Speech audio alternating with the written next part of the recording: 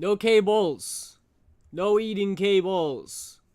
You don't know they're under my desk. What if they're on my ceiling? Hi Minri, hi Asher, hi Olia, hi Dadsec, hi Glitch. How are we all doing today? How many? I need the cable. You'll never know. Maybe I have one giant cable filled with all my other cables. Hi Kira. Okay, I see you. I will eat them no matter. Now I will eat them. Aiden, guess what? Did you win the lottery? Ugh! Ow! Hey, it's still working. Yay. What, Minri? I'm gonna go do those squats, but I gotta do my crunches from last time. Remember that? New PNG tuber's done, so I'm revealing that Monday. Hey, that's so exciting! Monday is not far from now. No lottery, sadly. It's alright, keep buying those tickets. Gambling always pays off in the end. If you haven't won, it just means you haven't won yet. Doing really good today. Got affiliate now. Hey, congrats, Glitch. That's awesome. Everybody in chat's getting affiliate these days. Small, Minri, you, me? What the heck? I find free ways to be in the running. Ah, like stealing other people's tickets. Anyway, you guys are gonna force me to move the cat out of my lap. Yeah, I bet you didn't think about that, huh? Bet you didn't. Oh, she literally jumped out. She knows. She knows. She's like, shut up, bro. You're being so annoying. Okay, I have to do my crunches from the end of last stream. And then I need to do those squats. So let me get to that after I read this. Exhausted. Had to go to a thing today in which I was forced to wake up at 7 this morning and stayed there until 3 p.m. There was also much walking, and now I will not be leaving my house for the next week while I recover, /J. That's so real. What did I have to do this week? Well, today I had to go pick up the car that got fixed in the shop from being crashed, so that was exciting. I don't remember what it was. Oh, we had to go pick up the cats, right. And it didn't take that long, to be honest, but it was an hour-long drive to get there and back. We had to, like, pick them up, move a bunch of stuff. And by the time I got home, it was probably, like, 3 in the afternoon, maybe 4. So it had only taken about half of my day, maybe over that, and I was just wiped. I was so exhausted. I had to take the rest of the day to relax, because I just can't be out of the house for that long, you know? Anyway, I see we're all excited and chatting, which is excellent, but I gotta get my crunches in. I need to get that 6-pack abs before summertime.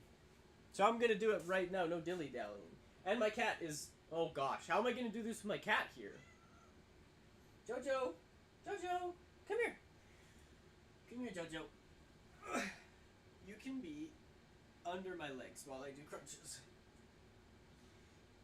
1, 2, 3, 4. She's trying to... 5. She's trying to climb on me.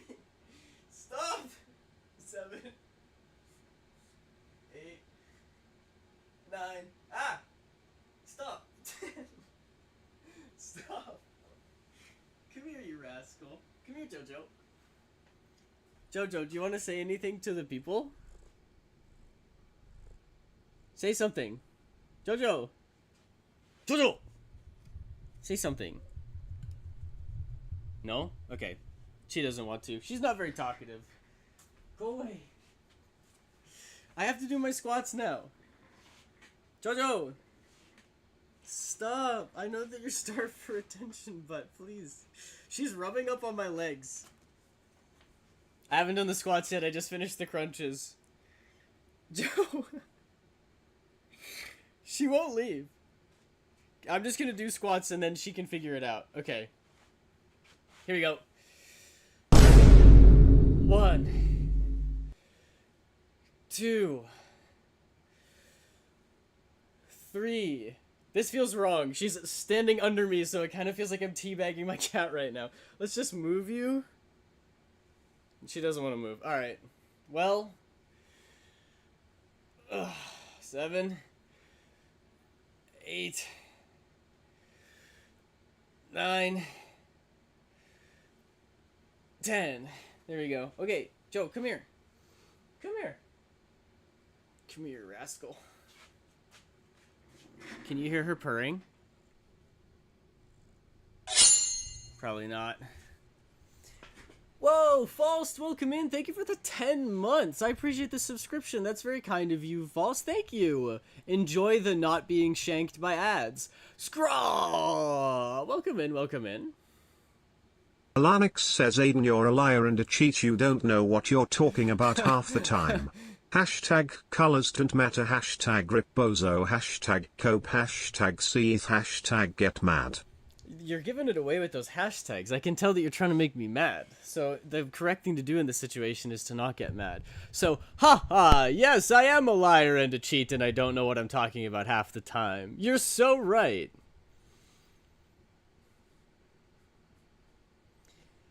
I missed so many chats already. Wow. We should really give a name to that guy. Because he's here all the time. And he always says, wow, he must really like my artwork. That's exciting.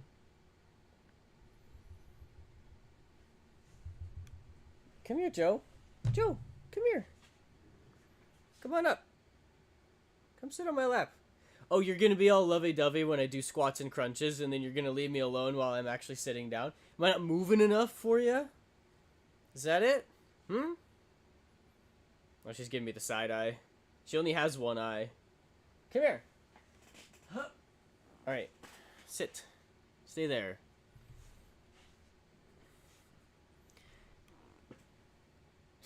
Okay, now. She's being weird. Free! You're free from ads? Okay, good. Let me catch up with chat. Okay, now she's actually gone. Alright. Bye-bye. Where did I leave off? Every time your child is misbehaving, just put a quarter in a sock, and then after a while, you'll have a weapon to beat them with. What is that, from iCarly?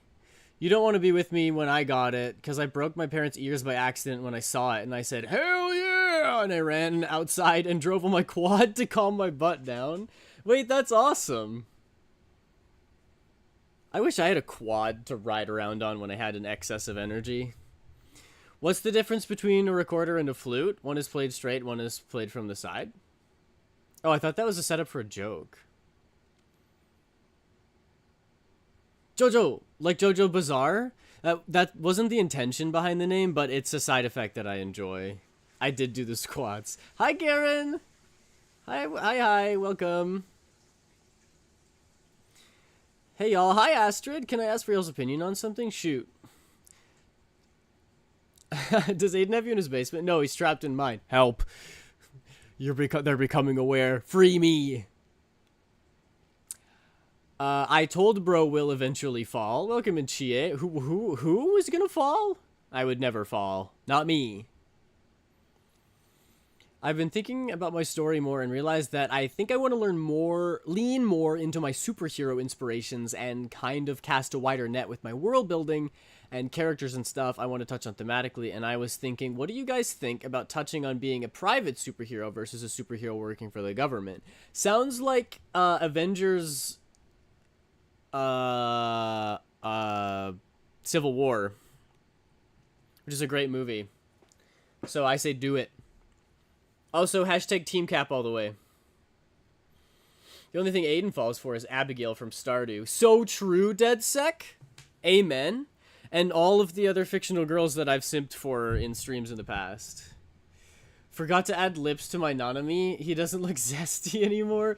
Chie, I was almost like, is that Leon Kennedy? And then I looked closer at the clothing and I was like, oh no, that's for sure Nanami. But I didn't realize how similar the two looked. I've had a bunch of character ideas that didn't fit my series the way it was before with focusing on magic, so I think broadening it into more of a generalized superhero show, I can put a lot more of ideas I've had into it and have a more interesting variety. Yeah, that sounds fine. You do you. I think it's cool as hell, and I think a little personal, as a little personal thing, I like that it's showing the politics behind it. Yeah, true. I think it's a nice touch. It's a good addition, I would say. Sounds like no one's gonna fight me on being Team Cap. That's good, because I will destroy you. Even though I haven't seen a Marvel movie in so long. Oh, we got a prediction active. Thank you, Minri. Will Aiden finish line art for one of the people? Ah, same as last time. Very, very smart. Oh yeah, so for anyone who wasn't here last time, I made a couple sketches, and I inked this one, quote-unquote inked, in the middle, which I think looks quite delicious, if you do ask me. And even if you don't ask me, it still looks delicious. So we're going to do the same thing with this one. And... am I using a smaller brush? Not really. I think I should. Just something a little bit thinner. I'm sorry, S. I know it's amazing and incredibly skilled that I managed to draw that so easily and quickly, but I need space, so I'm getting rid of it. And I'm going to move this boy over. Move the boy. So I picked up our car today that was in the shop. And that was quite the journey because I was playing Genshin Impact with my buddy for a lunch break. And then I get a call from I get a text from my mom. It's like, can I call you about the RAV, which is the car that we have again now? And I was like, sure. So I had to mute while I was on call with my buddy just for a second. I didn't think it was going to take long. I thought it was going to be like, hey, so it was supposed to be ready in 2 weeks. It's ready this week or something. And my mom is like, they're going to drop the car off and they're going to come pick you up at the house and take you to get the car in 20 minutes. Is that okay? And I was like, they're going to come to our house and pick me up? I didn't actually say that. That was kind of my gut reaction. I was like, sure, I trust that my mom has done all of the paperwork and isn't going to get me killed, right? And then immediately after we hang up, she's like, oh, psych, they're coming right now. And I was, like, not ready. I try to wear, like, jeans and a hoodie throughout the day just because, you know, if I was wearing my pajamas all day, I feel a lot lazier. I don't get as much work done. But I was still not ready to go out, and my hair looked like a mess, so I, like, went up and washed my hair quick and blow-dried it. And then this lady showed up, and luckily they did bring the car. They brought it here, and was just like, I need a ride back to work. And I was like, okay, that's much better. I feel much more comfortable being the one in charge of the car. Because if you were a serial killer, then I could crash the car and at least take us both out. And so it's not just me. So then I drove them back to the dealership and signed some papers and then drove the car back. And I got a car. So this is just a little PSA that sometimes car dealerships will do that, I guess. And they'll just drive to your house. Which seems really sketchy. Imagine being the person whose job it is to go to the houses, drop off the cars, and then just be like, hey, can you give me a ride back to work? What if they're like, no? Or what if they're a serial killer? What if you go to their house and they're like, here's your car, and then they, in thanks, they stab you in the gullet? Like, that would be rude.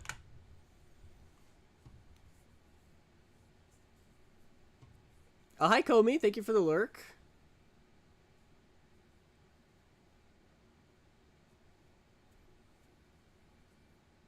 Every hero who works for the government is a scab. Welcome, Index. Good to see ya. I see you're also a hashtag Team Cap enjoyer. Captain America Chad.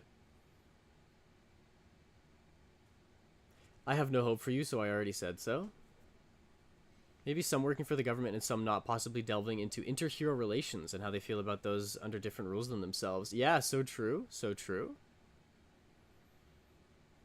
I get more work done with PJs. That's fair. I don't understand it, but it's fair. I get so sleepy when my PJs are on, so I can't do anything. A friend convinced me to redesign Darl.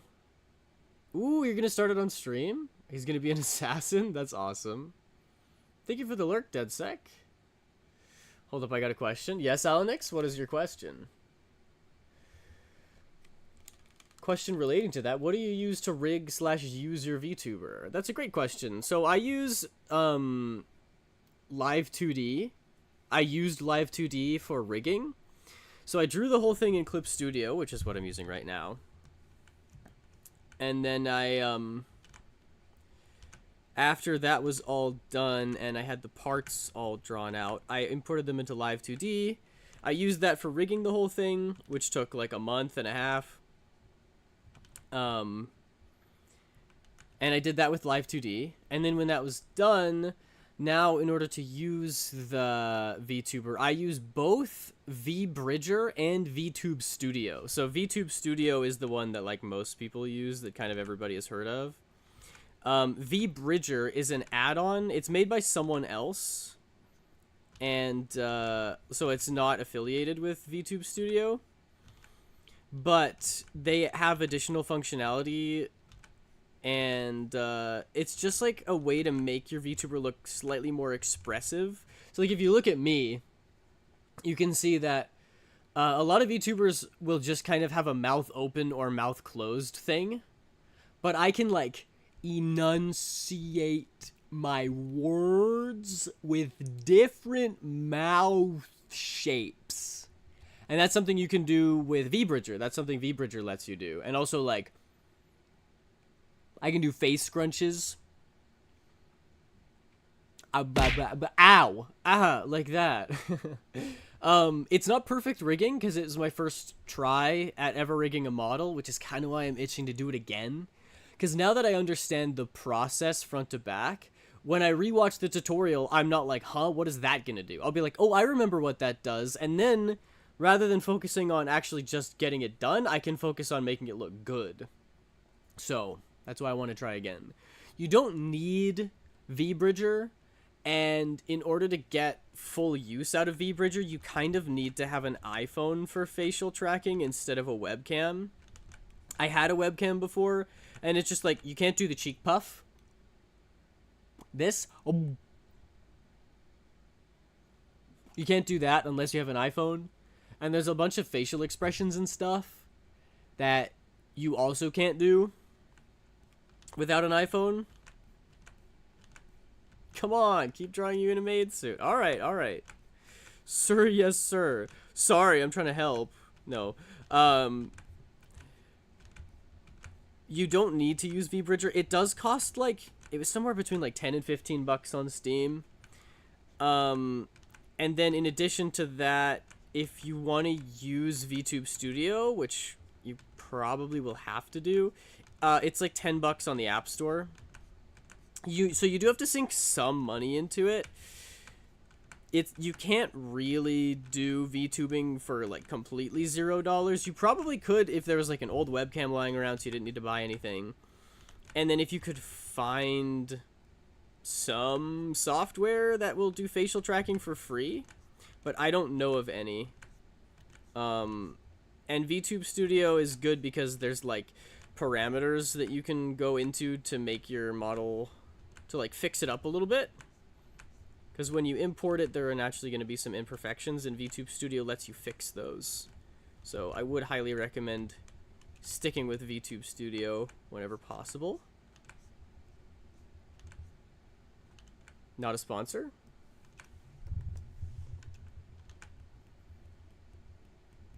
But it is insanely complicated to make your own VTuber. It's so much. I crashed out a lot. And the unfortunate thing is, like, I didn't totally figure out what was going wrong either. I like, got it working, and I was like, okay, I am kind of pretty sure that I fixed it, and I know what I did. But also, I'm, like, you know, 50% of me believes that if I were to go back and try again, I would have the same issue, and it just wouldn't work that time. And I'd be like, uh-oh, I don't know what's going on. So, be patient. Give yourself more time than you think you need. What app do you use on iPhone? I use VTube Studio. It's the same. You have to have VTube Studio on your iPhone and on Steam, like on your PC, because the two need to connect to each other. The iPhone is for face tracking, and Steam is for connecting it to OBS.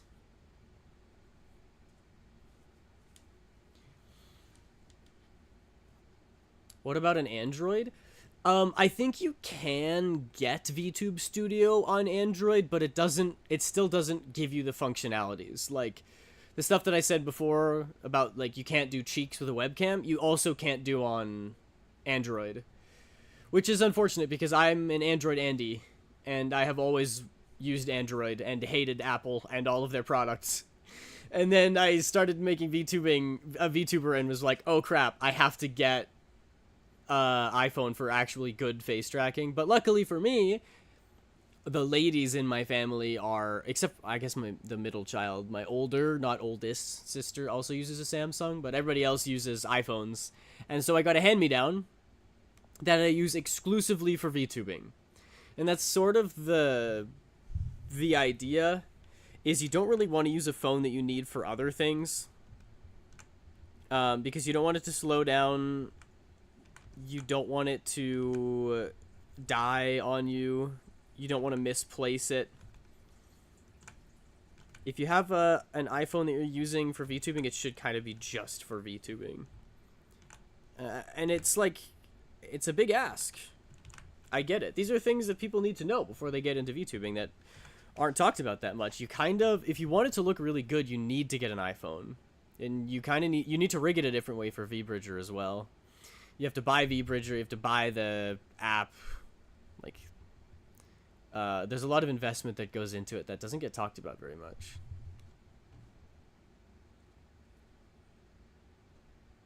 iPhone's always recommended as getting a high enough webcam quality is overkill and is more money than it's worth. Yeah, and even webcam, even if you get an excellent webcam, it still can't do a lot of the things that the iPhone can do. I haven't heard from the person making my model all month. That sucks. Minri, can you reopen so I can put 1K on no? Hi, James. Welcome in, and how dare you? Cannot reopen. Yeah. It's possible, but most Androids have poor face tracking. Yes, that's true. I concur. Are you counting yourself in quote-unquote ladies in your family? I was. No! I'm cis. Assign male at birth and continue to assign male all the time. That's me. How dare you?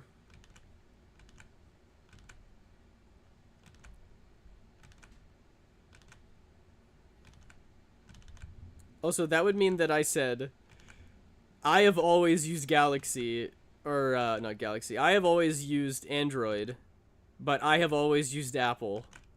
Huh? Impossible. I first started to dislike Apple in my, like, middle school computer science club that I was in. Can you believe that I was in a middle school computer science club? Shocker. Cisgender, more like cisgen, duh. Got him. Wow, good burn. We're working our hardest on making that a false sentence. So James isn't the only one trying to make me trans. You don't know this, but Dex has been on this mission for a while now. What did we say? I was like, how does that even work? And Dex was like, eat a trans burger. And I called it a McGirldle instead of a McGriddle. I'm pretty proud of that one. I think that's a 9 out of 10. Hello, Aiden. I hope your day is going well so far. It's going very well, Turtle. Good to see ya. Happy to see you chatting in the Discord. Aiden might be AMAB, but they're always one of the girlies. Yos, let's go! That's my favorite. I think I've always been, and this is something I'm very proud of, that I've always been safe. Which is one of the reasons why I don't mind when people call me, like, girly and queen and, well, like, you know, when people call me queen and bitch, it just makes me feel amazing. But when people are like, you're small and a nerd and a dweeb, I'm like, good, that means I'm not threatening. I'd much rather be, like, kind of girly pop, and not make people uncomfortable, rather than being like, oh yes, big, masculine, and terrify people when I'm around them. Which would suck. So I enjoy being one of the girlies. I attribute a lot of it to growing up with 2 older sisters and also having a fair amount of female friends, which I think is important for any guy. But it makes me very happy when when the girls will be like, all right, now the girls get to sit around the campfire. No boys allowed, except Aiden. Aiden, you can come. I'm like, yeah! Woo! I'm part of the slumber party! Computer science? Yeah, you're screwed. It's like a side quest for sure. The fucking McGirldle. I don't have a degree in computer science or anything. I didn't pursue it. I did it for funsies because I wanted to know more about how computers worked. There's most ways to get the iPhone figures for VTubing on other stuff for webcams, and Android, the biggest issue is low res and pixel density. Oh, yeah. McGriddles are peak. I've never actually had one. Just touch more receipts to get there. Can I shout myself out because of the new PNG reveal on Monday? Sure. Just this once. Aiden's a girly in our hearts. Yes! That's my life goal, is to be a girly in everyone's hearts. I finally have a sort of consistent schedule with work so I can be a little more active. Hey, that's awesome. I'm glad to hear that, Turtle. I hope you can sort your life out. Can just get it sorted around your work schedule. It's good. Aiden Slay. This is a joke. LMAO. I see the little flag that you dropped in there. The lesbian flag. Let's go. How many pairs of thigh highs do you own, bud? Exactly 0. I own a pair of long johns, but that's for practicality. Although I don't think it'll stay that way forever. And I don't say that because I would get it. I would be like, oh, I really want a thigh high. I think that eventually, when I show my face on camera and do stupid videos, which is just like me for fun, then I will probably buy stupid costumes. And I think I will eventually have to buy a maid outfit, which includes thigh highs. McGriddles are like if a breakfast sandwich had pancakes instead of biscuits for the bread, and they also mixed pockets of syrup into the pancakes. Isn't that a,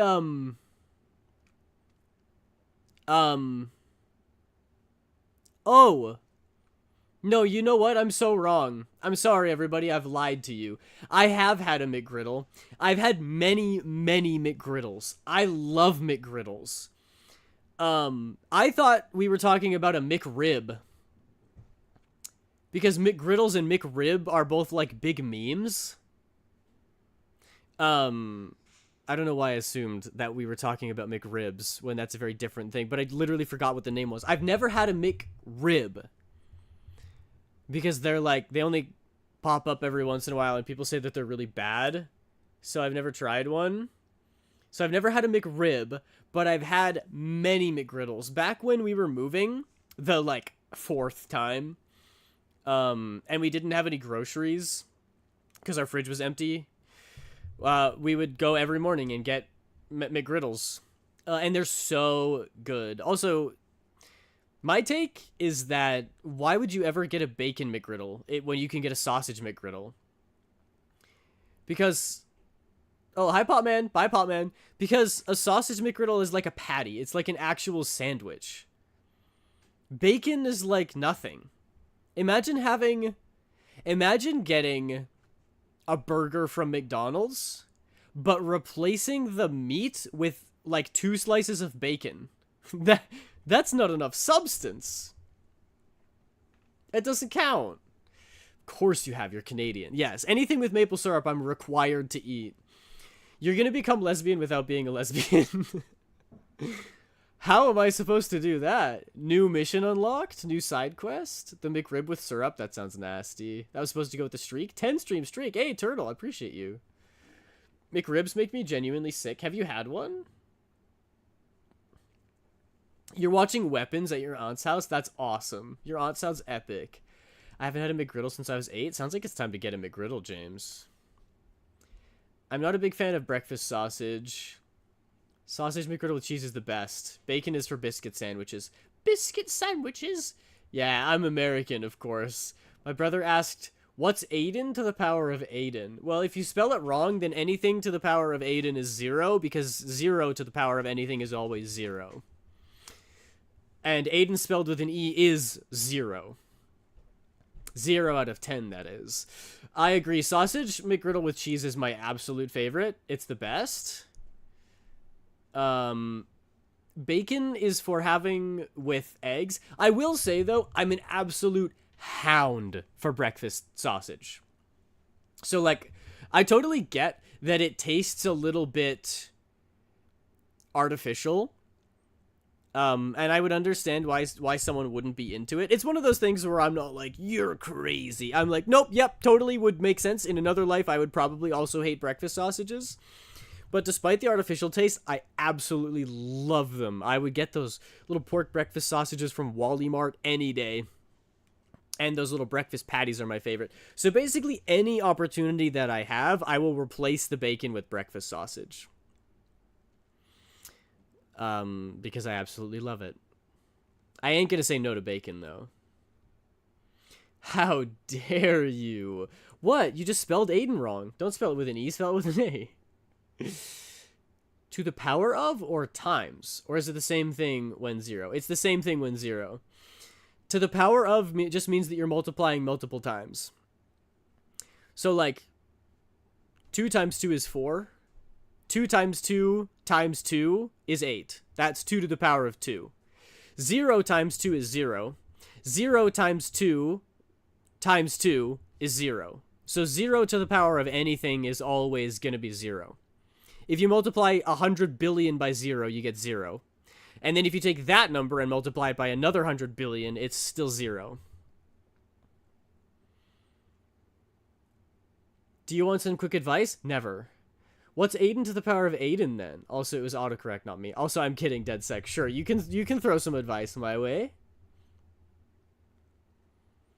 You are wrong. It's not the same. Whenever it's the power of 0, it's always 1. I'm not saying to the power of 0. I'm saying 0 to the power of something. 0 is the number. The exponent is x. That's not 0. I'm talking about this. You're talking about this.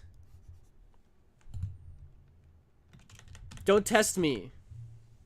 Dang, I thought me was smart. You are smart. Because you knew that anything to the power of 0 is 1. Math in an art stream. Boo! Oh, forgive me for being a jack of all trades. Forgive me for jacking it to all trades.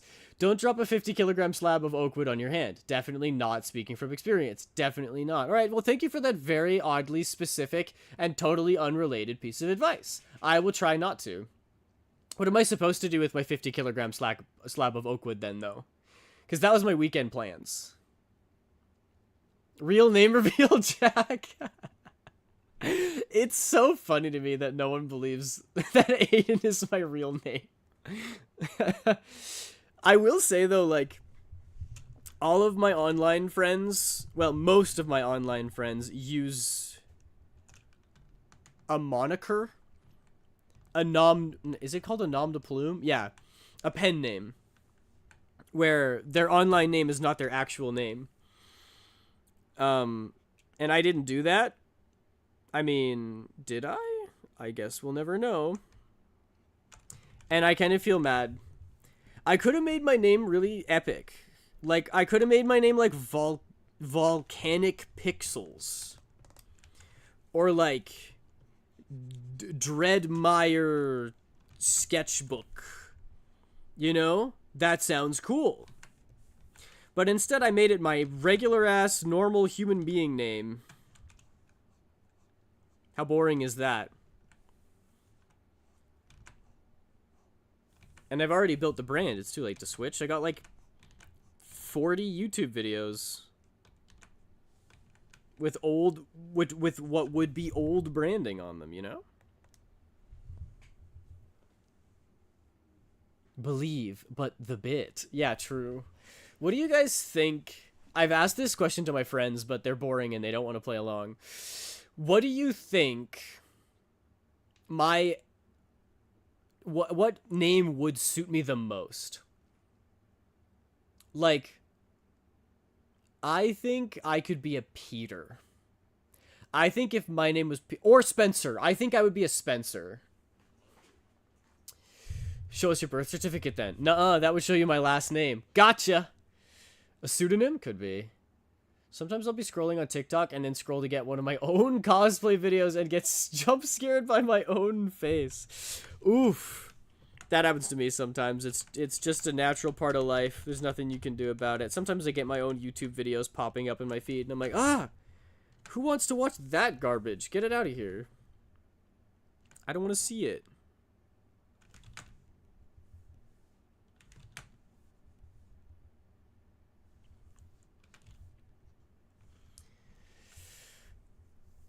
Definitely a Spencer. Okay, I'm glad someone else agrees.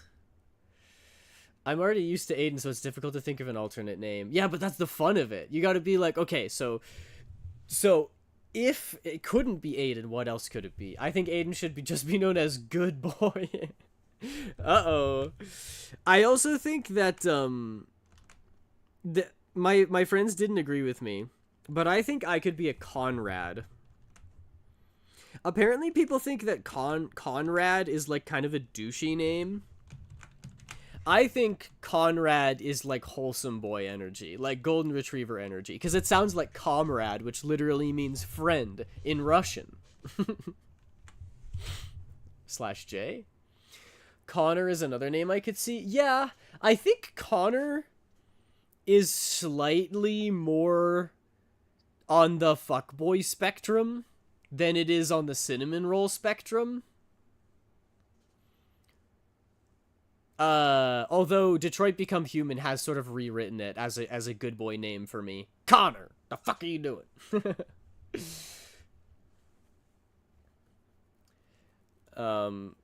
But then it's fun. It's fun because names are made up, right? But we still have associations made with them. Like, I don't think I could ever be a Brad. Or definitely not a Chad. And then on the other side of the spectrum, I wouldn't be able to pull off like a Cornwall. You know? There are plenty of names that don't work for me. I even think something sort of neutral like Alex would not fit me. I'm not an Alex.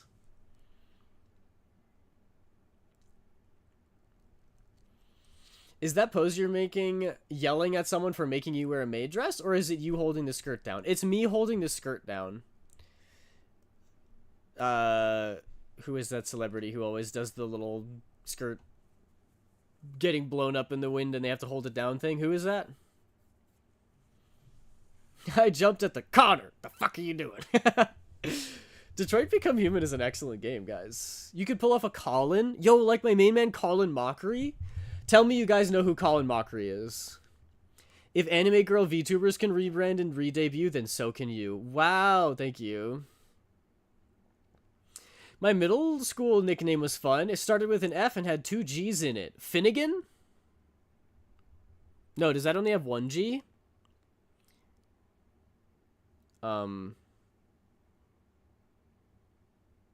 No, Finnegan can have 2 G's, right? Yeah, that's gotta be it. I can't possibly think of any other word that would be that. I kind of like Colin. Although it's very close to colon. That's not great. Aiden, I don't think you're getting it. What? What am I not getting? I think maybe you're not getting it because Dex literally said that I nailed it in 1. Let's go. Also, Finn is a great name. I'm not cool enough to pull off Finn, but like Finnegan is a good one. Or Phineas. Both good names. Shorten them to Finn. Love that name. But I'm not cool enough. Or Phoenix. Shorten it to Finn. Shorten it to Fiend. Yeah, spell Finnegan like that. What is this? What is the song? Something something something Finnegan. I don't remember. One of my favorite memes is spelling names that way. Like, you'll be at a bowling alley and someone's name is Rachel. So you spell their name like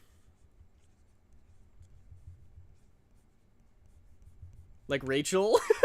Like that. Raeychyll. Rachel. Or like Kimberly.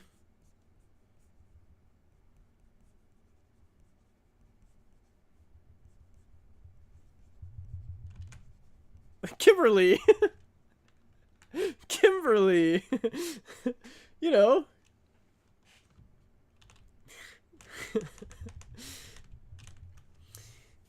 You've given me the idea to make my character Finn's full name Finnegan because that name does not suit him, so it would be really funny. Exactly. You've got it. It's like having like a hick farmer and naming him like Corn. And everyone thinks it's a nickname, but it turns out that his name is like Cornwallis. I was actively falling asleep while working, and then someone said 6 or 7, and I woke up. Chat, I'm cooked. That's your Russian sleeper agent code. 6-7 Radvutia Permaronichkova. It's canon now. Hey, let's go. I'm having a negative influence on people's OCs. Let's go. Also, I was thinking of joining Art Fight this year, because I'd never done it before. But I'm hoping that in the summer I'll be slightly less busy, even though I did... there's a friend of mine who is in a band, and I don't know how lucrative it is, but he did tell me. He was like, oh, if we wanted to go full-time, we absolutely could with all of our band members. And I'm like, damn, you're making enough money that all of your band members could go full-time? There's like 6 or up to but not including 8 of them. That's crazy. And anyway, they were like, we need a social media guy, so do you want to like take pictures and videos for us and make TikToks and stuff over the summer? And I was like, hell yeah, I do. Meanwhile, I'm like trembling on the other side of the phone. I'm so scared, guys. What if they hate me? But I'm telling myself, we're in Saskatchewan. I'm probably the only person in Saskatchewan who has done social media before. So I'm the best pick. Out of the 17 people who live in my province, I'm probably like the top 10% in terms of how long we've spent making videos. So I'm going to give it a try. They're going to pay me, which is always scary. But I tell myself, these are my friends. I've known them for forever. Asher, thank you so much for the 2 months. Thank you for the sub. I appreciate you. Art Fight is very fun. Expect an attack from me if you join this year. That's so awesome. I might even stream some of the drawings that I make from Art Fight, because it does sound really good. But I'm like, these are my friends. He is probably like, it's just good to have someone dedicated for that job. And also, I have this weird thing where if I'm volunteering, I have no qualms about helping people out. Like, being a volunteer is like, everybody knows that I'm just here for the vibes, and, you know, if shit really goes down, I'm not responsible for anything, because I'm just a volunteer. I'm simply just a volunteer, right? And then as soon as I start getting paid, I'm like, uh-oh, here we go. And then I start to get super anxious and nervous about everything. And I'm like, why? Why do I treat it any differently? Because I always take things very seriously when I'm volunteering. Like, I would say I probably offer to help more as a volunteer than I do if I'm, like, getting paid, you know? Which is ironic and probably the opposite of how it should be. So I'm like, what if I was just like, I'm getting paid, but that's sort of a side effect. We're here to have fun. I'm here to help them. We're here to have a good time. And like, imagine that we're volunteering. And then I think I'd actually get more stuff done. So I'm like trying to take the pressure off, and so I don't psych myself out. And it's funny because I think it's the opposite of how most people operate. Like, I think most people are not that intimidated just by getting paid for something. But neurodivergent. And so most people would probably need to hear that they're like, this is a paid position, so you need to take it seriously in order for them to like really do their best. But I'm the opposite. I like do my best by default, and then you tell me that I'm starting to get paid, and then I panic. And my anxiety takes over, and I do a worse job as a result. So actually what I think I need to hear for in a job situation is like, don't take it too seriously. Just like, take it easy, calm down. And that takes me from 115% of like stressing about the job back down to the 100% of what you should normally have. So I think always being reminded to chill out is helpful for me, whereas I think it's probably not helpful for most people. So I'm telling myself, don't take it seriously, just have a good time. And that's my way of saying, I know I'm going to try as hard as I possibly can. This is as comforting as I can be so that I'm not, I don't get, choice paralysis.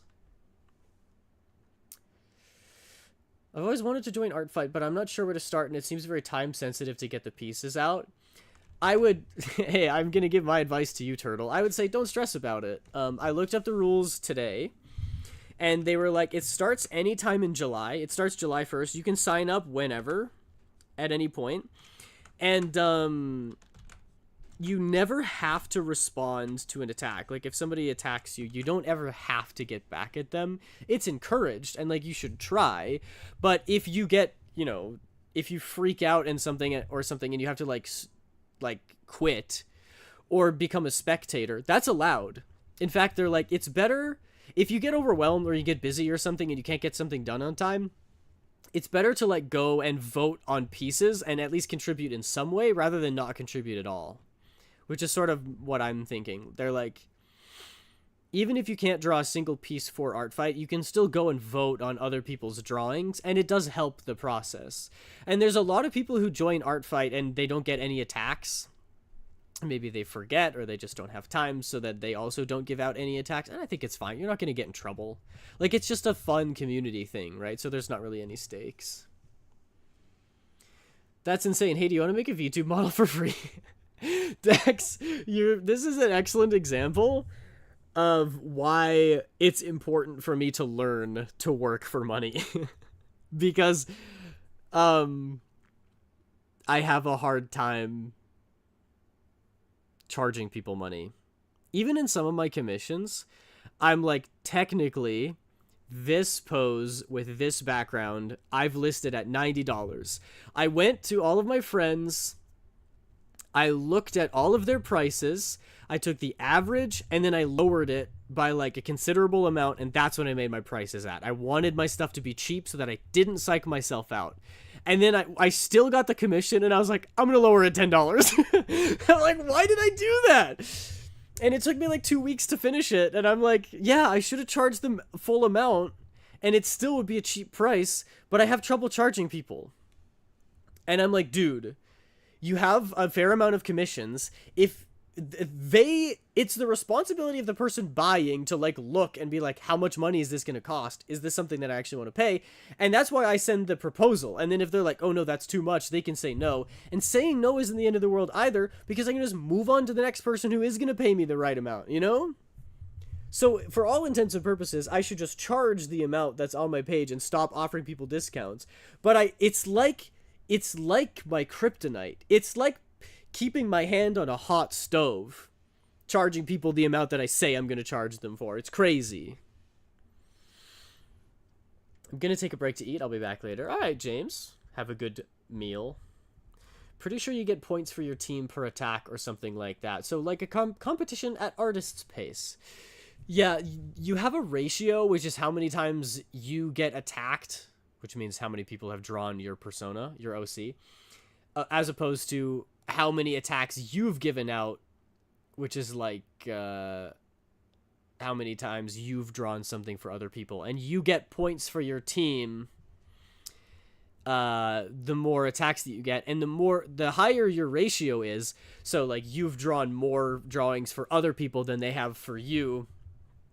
That means your ratio is higher, which means you're more of a threat. And if your ratio is really high, then you're seen as a strong opponent, so more people will will attack you, which I think is a super cool system. But I know people who have done Art Fight and have not gotten any drawings and have not done any drawings. Not to say that that's how it should be, and I think if you attack someone, they're very likely to attack you back, or at least more likely to attack you back. But if you sign up and decide not to, or you simply don't have time, there's literally no drawback, right? You can at least you have an account, so you can try next year if you have more time, right? So I would say there's zero reason not to. And what is life? if you don't go after the things you want, you know?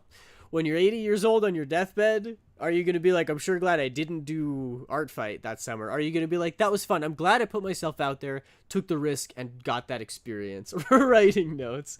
Also, you don't have to listen to me. I preface this in every single word I speak on any stream I will ever make.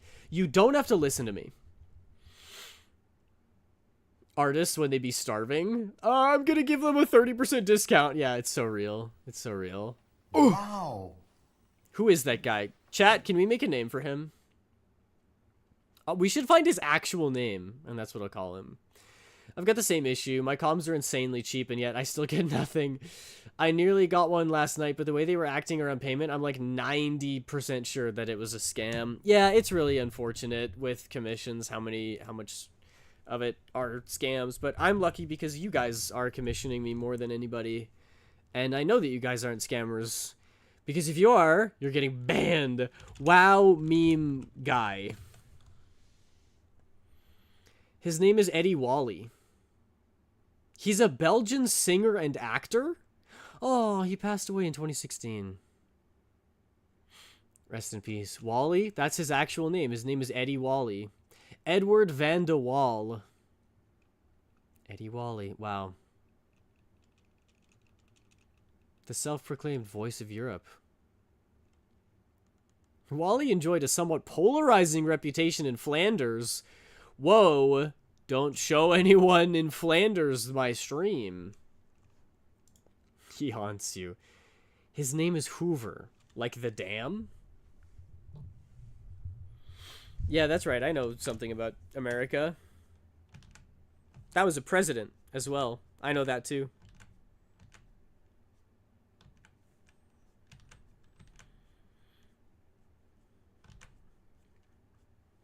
You know what would be really funny?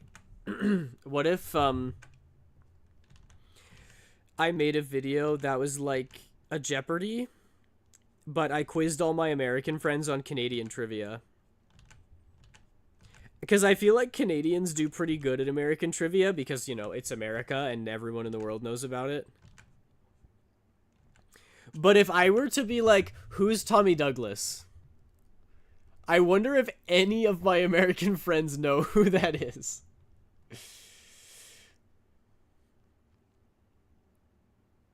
I know I used to do holiday art exchanges for Comic Fury, and they were really fun, so maybe Art Fight would be just as fun. I think it would be, and I was looking at participants, and there's more and more people in Art Fight every year. More and more people are getting to know about it as well, and I think I might make it into a YouTube video. So, hey, if you attack me, I might put you in a YouTube video. Is your ass named Hoover? Because damn. Wow, writing that down. Saving that for when I, you know, pick up chicks at the bar like I do. This has me cackling. Did they name the theme for this year yet? No, not yet. I don't know when they do. I assume it's before July. But it's only March, so they got some time. Oh, you know what I totally forgot to add to this one? Is the little, what do you call it? A wimple? My main advice for Art Fight, as someone who's going on their 6th year, is to start prepping a month or so beforehand. Between getting your profile fully set up, getting all your OC references ready, bookmarking characters to attack in season, etc. They tend to do it a few weeks beforehand. Okay, that's really good to know, Asher. I will probably do that. Get your profile set up about a month beforehand. So in June, prepare for Art Fight. That's good to know. Last year, I considered joining and making Blender pieces for people. It turns out there are a lot of stipulations for 3D art. Wait, really? I mean, I haven't dug through the terms of service, but they did say that they were like, all art forms welcome, or like mostly all art forms welcome. So are they talking exclusively about 3D art when they say mostly? Yikes. 3D art should be fine from what I've seen. That's nice. I hope so. I mean, I think it would be rad to get like a 3D render of my persona. I think that'd be so cool.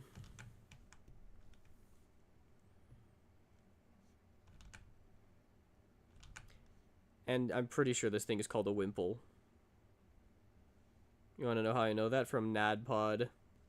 Not Another D&D Podcast. They bring up Wimples semi-regularly.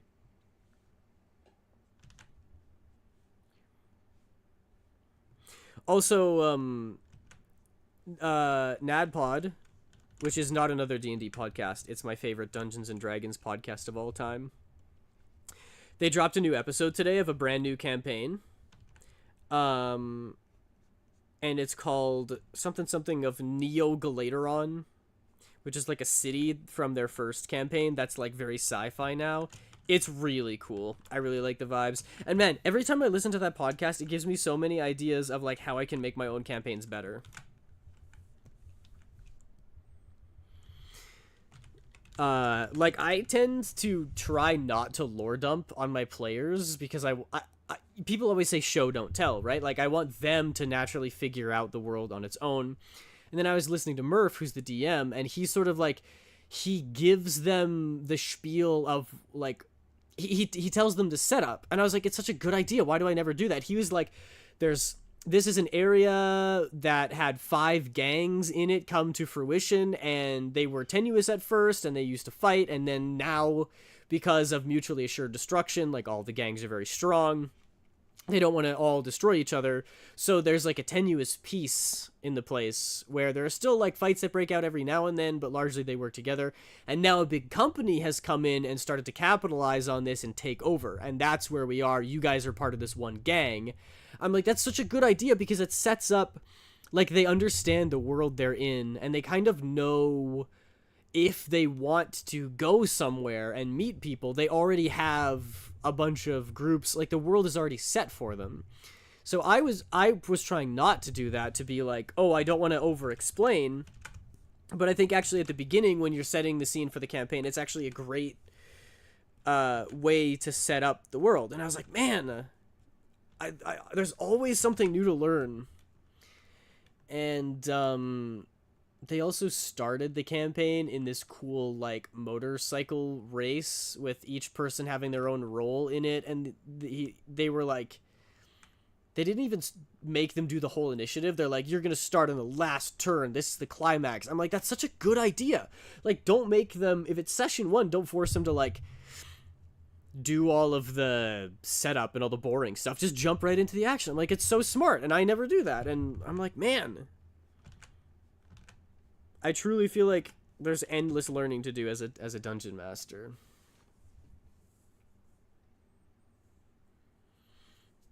I'd have to make my own textures or something. I can't use any pre-made assets unless I made said assets during art fight. Oh, I see. I've seen 3D art, physical art, cosplays, ton of different art forms. That's so cool. A cosplay would be crazy. I've not checked out Just Roll With It yet. So Yakuza Like a Dragon. I haven't played any of the Yakuza games, I'm sorry.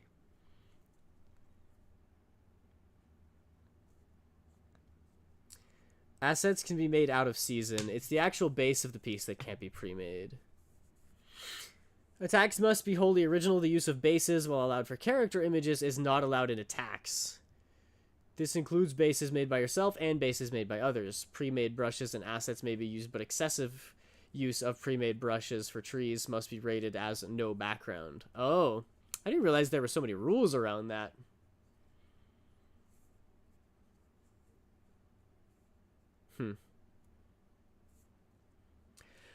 I think I do a reasonable toss-up between references for my drawings and not references.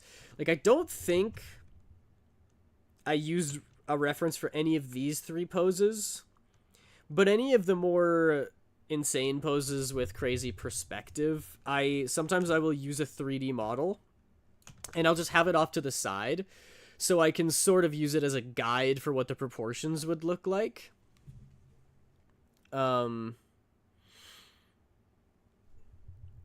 But I'd assume that's okay, right? Like, if I just use, like, also if they're like no 3D models or whatever, I'm fine with that. I can sketch something like this. But if I wanted to do something more in depth, yes, like a mannequin. I would assume that if I had a 3D model that I wanted to do just for a pose, just to look at, if I'm the one who posed it, I'm sure I can use it. References are completely fine. Okay, that's good. That's mostly what I was wondering. Because also, I can whip stuff up way quicker if I use a reference. Like if I get a 3D model. I don't know why I'm so stubborn about it, though. There's something that I'm like... Well, I think there's a part of me that believes that I want to be able to draw bodies without any references. Like, I want to just be able to sit down with a sketchbook and draw without having to look at anything. Which is nice if I'm, like, camping, sitting at a picnic table or something, and I don't want to, like, pull out my phone. I think that makes sense. So I am trying to learn the anatomy. I guess I'm just worried that if I'm always just copying a reference, I'm going to do it absent-mindedly and not pay attention to, like, how the body works and where the anatomy is. And I don't want to get complacent that way. But also, I think I've done a fair amount of studying at this point. I literally graduated with an art degree. So I think that for videos especially, when I'm not like practicing, I'm just sketching things and trying to get it done quickly so I can post as many videos as possible, I think I should honestly start to use more 3D models. Just using them for a reference to like look at to make sure I'm drawing things right. Because I already take pictures of myself for videos sometimes. It's very similar. Taking my stupid dumb sister's dogs out, PRV. That's so funny. Alright, best of luck, Dex. I'm working towards getting an art degree, going to an in-person college for the first time this fall, and I'm terrified. It is very scary at first, Asher.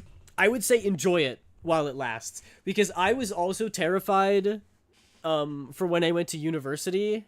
I was like, oh, I'm going to miss all my classes, and there's going to be people everywhere, and I don't know what I'm doing, and I would say dive in, because being afraid of it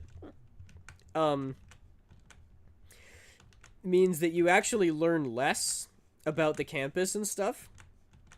Like, all of my friends would know the best spots to sit and hang out, and they'd know, like, the shortcuts, and they would know people and professors and everything because they would hang out at university all the time. That's where they would do their work. And me, I like to work at home, so I would go to university for class and come home immediately after so that I could do my homework by myself, which I was used to. And, like, I got good grades doing it that way because that's how I was used to it. But part of me does wish that I had just stuck around at university a lot longer because I think I would have gotten more out of the experience. It's a very once-in-a-lifetime thing. It doesn't have to be, of course. Like, you can always go back, but I kind of don't want to. I didn't really enjoy university. I did go to university during COVID, so I'm sure that didn't help. But also, I would have liked it a lot more if my art professors were chill with anime, but they hated it, because every art professor thinks that true art is throwing up on a canvas, and if you want to make, like, anime drawings, then they think that you're the devil for some reason, which I absolutely hated. If I had professors that liked my art style, I would have been there all the time and chatted about anime. But that's a totally different topic. But I wish that I had just hung out at the university more and, like, made more friends and maybe had found a girlfriend there. And, you know, actually had the full university experience. I don't really beat myself up for it, though, because, like I said, COVID happened while I was in school. So a lot of my classes were online anyway. But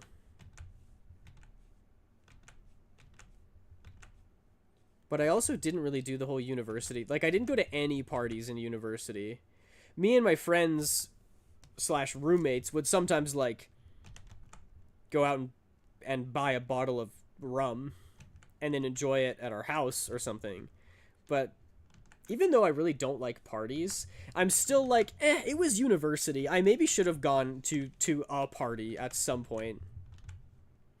And also, like, university students will go for food all the time. They'll hang out with buddies and do, like, study dates and things, and I didn't really do any of that. University was, like, going to class, being terrified of going to class, running home, and then staying home the whole time. And I'm like, part of university that I think the biggest part of university or college that you're paying for is the connections. Then it's the education, sometimes, depending on the place. And then it's the experience. You're also paying partly for the experience to like use the campus and use all the campus facilities. I wish that I had used the pool because I like swimming and it's a great exercise. And I'm like, I wish I had made better use of it. After my classes, I had just gone to the pool.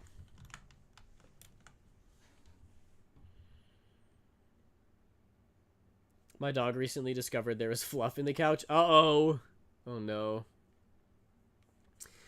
The college I'm going to is really nice, though. They have really great security and meals and all that. That's what we were doing earlier today, actually, touring the campus. Plus, we got to eat lunch there. That's so fun. That's awesome to hear. The food there actually seems to be fully made fresh. The lemonade tasted like real lemonade rather than artificial. And I ended up getting the most delicious pizza ever, followed by soft serve that also tasted like they made it. And you could kind of tell by the texture of the chocolate ice cream because they still had small bits of chocolate in it. That sounds delicious. That sounds so good. My university or college was only fast food. There was a food court, and it was like burgers or tacos or pizza or boba. That was all you could get. And it was insanely expensive. It was like $12 for a cheeseburger. I would usually choose not to eat instead of spending my money at the cafeteria, which I got a lot of flack for from my family. They were like, you need to eat food. Stop doing that. But I was also like, every time I didn't eat food, I saved like $12. And if I had eaten every day and spent $12, I would be out hundreds of dollars, and a penny saved is a penny earned. So I basically made like hundreds of dollars by not eating. Hello, Moser. Welcome in. Okay, I'm back. My idiot, dumbass, illiterate sister's dogs are fine now. Sometimes I envy the relationship you have with your sister. It's so silly.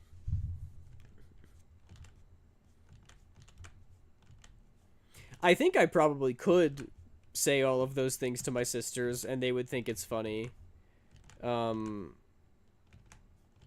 don't know why I don't. I think I should go to therapy for that. I'm sure there's a reason. Maybe I push people away. Maybe I have trust issues. I've also never really fought with my sisters. I do feel like there's something to be said about those families that, like, when I went and visited my cousins, they wouldn't be afraid to, like, be like, you need to put your dishes away, that's disgusting. And to me, I'm like, oh my gosh, that's so aggressive. And, like, everyone in my family is so non-confrontational, except for, well, never mind, I won't talk about that. Me and my mom and sisters are both very non-confrontational. And so, we've talked about it before where it's like, we kind of just accept the not great parts about each other and deal with it. Whereas we're like, wouldn't it be better to like ruffle some feathers every once in a while and then grow closer because of it? Like, we're all like, we never fight, which I guess on the surface could be a good thing. But don't you think it's better to like have a fight every once in a while and then make up and then be like, oh wow, we got through that and we understand each other more because we had a fight about it, right? Like, dishes are always such a tenuous thing. That families, I think, always fight about the dishes if you're living in a place together. And it's just like, I'm gonna throw shade. I don't think I actually have OCD because I don't have that thing about where, oh, if I don't do this, then something bad's gonna happen to me. I don't have that feeling. I don't think I actually have OCD, but I'm very particular about everything goes in the dishwasher. I do not like to have dishes with dirty food on it, because I know it's just gonna solidify, and it's gonna be harder to get rid of. It's gonna be a nightmare. Everything goes in the dishwasher immediately. I always scrape all my food off. I always rinse all of my food, and then everything goes in the dishwasher. And I have my own tea station down here in my office, because I don't like other people don't refill the sugar, and they leave a mess, and I'm not about that life, so I have my own tea station that's separate. And just the other day, we were sitting around upstairs, and I don't remember who it was, but someone was like, we need to deal with all of these spoons, because people make their drinks and then they leave the spoon in the little boat. I don't know what you'd call it. There's like a little porcelain dish that you leave like tea bags in if you're going to reuse it or something. And they leave all the spoons in there. And they're like, okay, everyone, we need to remember to put these away. And I should have been like, none of those are mine. I have never used that. I make a specific, distinct decision to never put my spoons there, so that I can wash my hands of the situation. I'm like, my spoons never go there. If I ever leave my spoons out, which I don't, but if I ever leave them out there in my office, in my little dish, in my little spoon dish, but I didn't. I was just like, okay, because I was like, it's not worth fighting over. And I wonder if I'm like, was that the right move, that I avoided ruffling any feathers? Or would it have been better for me to be like, I'm not putting those dishes away because they're not mine. They have never been mine and they never will be mine. Welcome back, Faust.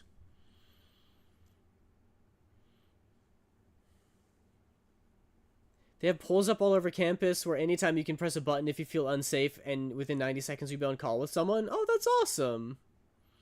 They have an app to FaceTime too. That's so nice. I think once I left, my university also did that. I definitely have trust issues. Yeah, I might. Has Sarah actually told you our family lore at all? Yes, some. A little bit, but not all the juicy details. Meals for college are prepaid for. Whoa, that's so cool. There's cafeterias, and then they have places like Panda Express and Dunkin' Donuts. Oh, nice. No, I get it. Pushing boundaries is genuinely the way to strengthen friendships. It's kind of true, though. Can you put a drawing of chat toward the bottom left of Aiden? A drawing of chat? You want me to draw every single one of you? Yeah, hang on. Let me just freeze time for 48 hours for me to draw chat, and then I'll resume. I already don't get enough drawing done. You want me to do another one? That's not happening. the little ooh-woo emote.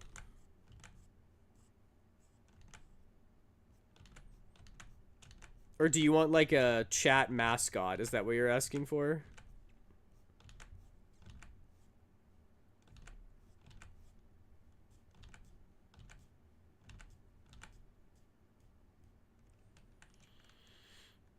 Do you get it though? I don't get it. Was that a joke? I'm sorry. I'm thick. And by that I mean I'm dense. Oh, was that it? Is that what you meant? In the bottom left? I think we're all pink sheep. Huh? What the heck is going on? Am I tweaking? I can't ruffle feathers. Even expressing how I feel about anything is perceived as a personal attack, guilting, and holding my ego above all else. Who told you that? Because that's not true. This is why setting boundaries is important. Because people have this towards the bottom left of the... Oh, you want to look up my skirt. Oh, well, why didn't you just say so? Why are you beating around the bush? I think ruffling feathers, like everything in life, is something that should be used in good measure. Yeah, I agree. I think,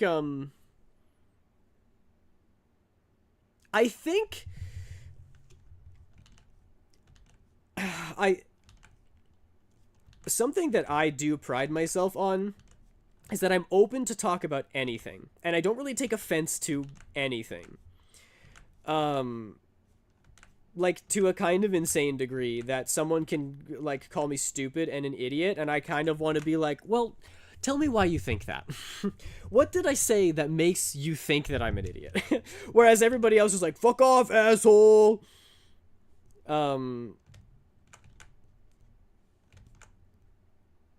So I like if somebody it's also it's hard to describe, because if someone would be like, Aiden, you need to put your dishes away, I will have some defense where it's like, I'm gonna use them again, or they just came out of the dishwasher and they didn't work, so I'm gonna wash them by hand. That's why they're on the counter.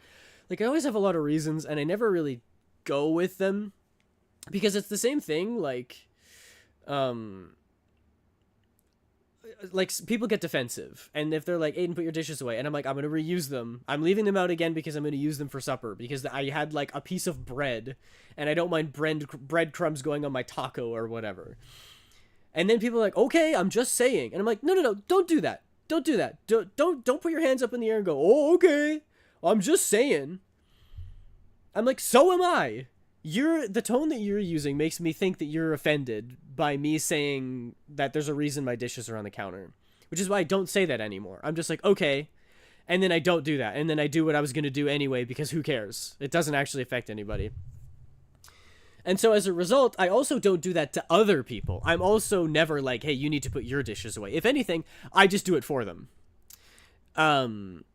Because partly in my mind, I'm like, is dishes really something worth getting upset over? And I think that is another thing that I need to work on, because probably, like, if I went and talked to a therapist or a psychologist, I would say that nothing is worth getting upset over. And they would be like, well, then that's going to make your life exhausting. And I'm like, yeah, my life is exhausting. What's your point? And that's why boundaries are important, I think. And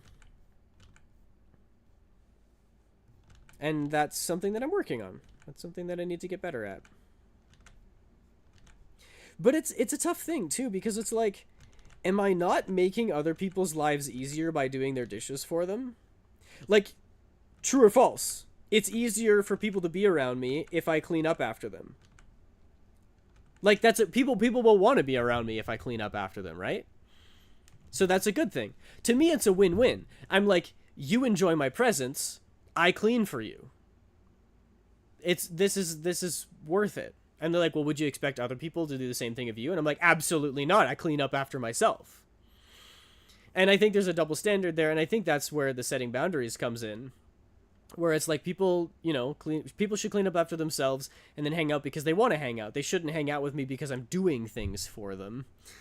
But it's hard because I don't feel that way. I don't know.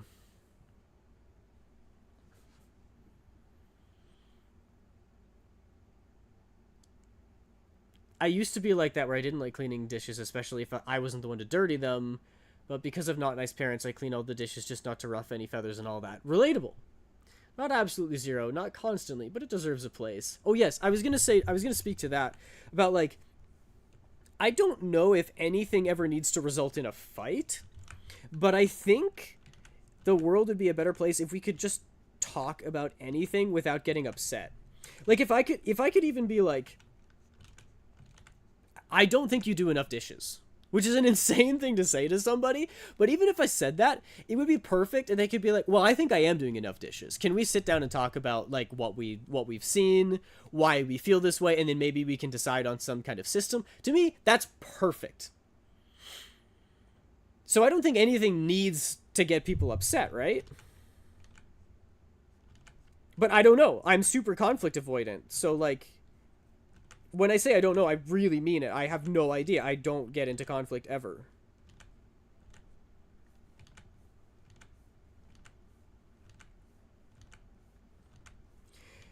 The only time that I really ruffle feathers is when I think it's more important than me. When I'll be talking to somebody and they like don't think that it's okay to be a gay person. And I'm like, okay, I think you should rethink that. Hey champ, maybe change your mind. I have done that one time before. But that's more, I'm like, I think I need to do this. And it's funny because it's like, I never feel that way about myself. I never feel like I need to defend myself. Because if somebody attacks me, like verbally, or forces me to like do all of the chores, I'm like, what's worse? That I just suck it up and do it, or that I have to fight and scream and yell over this for a long time? To me, it's worse to fight about it. I'd rather just suck it up and do everything. But then you do end up with a life where you're the butt end of you're doing everything, and that's not fair. But to me, it still seems worth it. It's weird.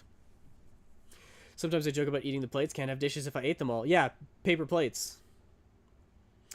Me and Sarah had issues with that before. We talked through it and realized it was legit just how the other person worded things. So we decided from then on to word things differently. Dishes is a consequence of the grander scheme of not understanding how another person's brain works. That's a very good allegory. Explaining shouldn't be perceived as an attack, even if they see it that way. They need to express that rather than painting everything against them personally. We seem to see things very similarly. Yeah. Imagine if you'd had your whole life of not feeling like enough, a very common experience, and then someone does everything for you that you can do for yourself. The doubt of, are they doing this because they think/know I'm not good at X, will never go away. That's where I differ. I think people should get upset while they talk about stuff. Emotion is as important as logic. But I always feel like shit if somebody gets upset with me. It ruins my week. My month, even. Because people are more often upset emotionally rather than logically because emotions are weird. Yeah, it's true. But I often, when you're upset, when you're angry with someone, is when you lash out at them and say things that you don't mean. Which is not good. You're never supposed to talk to somebody when you're angry with them. You need to let yourself calm down. You can still be upset with them in the way that, like, maybe you haven't forgiven them in your heart because you need to talk it out first. But if you're like, I'm this close to punching a wall, go chill out for an hour and then come back and talk, because you can be more logical that way and you won't hurt anybody's feelings. I do think that's important. So is Chad going to be looking up a super manly cis man skirt? Nuh-uh. I'm going to be holding it down. You won't be able to see any of the goods. I've been so upset lately due to still ongoing drama. I actually swore today. Minori, how could you? People have different emotional responses. Lashing out is definitely one of them. Yeah, it's true. It's very true. And I think I always say that I need to go to therapy and then I don't do it. And I'm beating myself up for it, but it's like, it costs a lot of money and I don't have money right now, so I can't really do it. But I think that's another reason why it would be good for me to go to therapy, is because I don't really understand myself at all. Rip health insurance, right? Sometimes I feel like I don't know anything. Is this a experience? I'm going to be very vulnerable here. Sometimes I feel like I don't even have opinions on things. Because people can explain something and I can be explained both sides and see the logic of both sides and be like, yeah, it makes sense. And then I'm like, how am I supposed to make up my mind when both sides make good arguments? I'm like, I don't know if I can't pick one over the other. My partner looked at me and was like, because I literally never swore ever. Oh, wow. Well, I hope you get that figured out. Yeah, so, like, that is an issue with emotional disconnect. Possibly. I am not a therapist. Yeah, no, I'm taking everything with a grain of salt because we are being armchair therapists right now, but it's interesting. That's an INFJ thing. We can see both sides of things. Yeah, except that the Myers-Briggs isn't actually based on science. So I don't want to just be like, oh, I'm an INFJ, which makes everything like a paradox. But I think there probably is something deeper. There might be a deeper emotional aspect that, since when is emotion based on science? Well, that's a personality thing, which is actually a part of your brain that scientists have been trying to figure out. But I do think there might be some deeper emotional aspect that those letters are speaking to that might be true. If the economy and certain programs were better, I'd definitely get therapy and be back on medication. But, you know, American flag. Yeah, I know. It sucks. We have free healthcare here in Canada, and we still have to pay for therapy and dental and medication and everything. Bro, I took one psychology class in freshman year college. I think I know what I'm talking about. I took 3 psychology classes throughout my whole college degree. So I still don't know what I'm talking about. Hello again, Moser. But I love talking about this kind of stuff. It's like my favorite things to talk about because it's deep and it's emotional, and I love that. But yeah, and it's weird too because I'll be on one side of something and fight for that side of it, and then I'll be like, I'm only on this side because I'm with other people who are on the same side. And I'm like, I shouldn't have said any of that stuff because the other side makes equally valid points. And I'm not talking politically. I'm talking about, like, I'll watch a movie where the dad is kind of a shithead, and then I'll go back and forth of being like, it's not okay for him to treat his son that way in that position, so I think it's fine for the son to lash out at his dad, actually, because his dad's a piece of shit. And I'm like, well, actually, it's never fine to lash out at somebody because you should never respond to violence with more violence, except that he maybe wasn't safe, so maybe he needed to do that because it was self-defense. Well, maybe it wasn't self-defense. He was right next to the door in that scene. He probably could have just walked out the house, so he didn't need to do... Oh, but then on the other side, I mean, you know what I mean? Like, I just go back and forth, and I can never make up my mind. Myers-Briggs has racist origins to classify people into boxes that businesses can use to separate people they don't want with a valid reason. I didn't know it was based on racist origins. I know it was a Carl Jung thing. I do know that a lot of the science is bogus and businesses like require employees to take it. I think that's insane. I think Myers-Briggs is a fun conversation starter to get people talking about themselves. The fact that you're, like, forced to do it in a corporate setting is insane. That's like... Oh, people are gonna get mad at me if I dunk on astrology, right? Okay, I'm gonna avoid that. That would be like being like, alright, everyone, we're paying for a class to see what your favorite fruit is. I'm the opposite. I always give the perspective of the people around me. Yeah, but I try not to fall into that trap, right? Because then it's easy to go echo chamber mode, where you just listen to the opinions of people who agree with you, and you never even hear the opposite argument, which I think is really dangerous. Like, confirmation bias is so much scarier and prevalent in everyday life than people realize. I thought you said racist oranges. I'm a little dev. Turtle, thank you for the stretch and the hydrate. Ugh. I meant opposite to the people around me. I missed the important word. Oh, I see. Myers-Briggs is the same thing as zodiac signs to me, except MBTI is for frat boys and zodiacs are for sorority girls. Yeah. I'm always trying to find that balance on stream where I don't want to upset someone who uses those things to navigate their lives, but I don't believe in either of them. And I'm like, am I gonna offend someone if I am like, I think they're stupid? I don't know. Oh, hi, kitty. I was stretching and I accidentally kicked my cat. Very lightly. But yeah, I kind of agree. But I would say that if somebody is super into MBTI, I would be like, you might be really interested in the ocean model of personality that we have now, because it's more based on research and empirical data, which is, ocean is an acronym. There are 5 traits that we measure, which is openness for O, conscientiousness, extroversion, agreeableness, and neuroticism, which is something that just like psychologists as a whole have started using now to try to categorize people. Of course, it's impossible to categorize people because everyone is unique and different, but there are some ways that we try to be like, okay, how are some groups of people similar to each other? How are other groups of people dissimilar to each other? And how can we make this replicable? Which I think is really interesting. Hi, Joe. You want to jump on my lap? Come here. No, she wants to rub her face on my slippers. Alright, that's fine. I know both, but not mass knowledge on them. Yeah, and I think I also don't want to dunk on them because they're hobbies, right? Like, they can be fun interesting hobbies to learn about, like, oh, what did this group of people think about this? Like, there are old ways of understanding that maybe aren't around anymore, but are still super fascinating to learn and talk about, right? And it's just fun.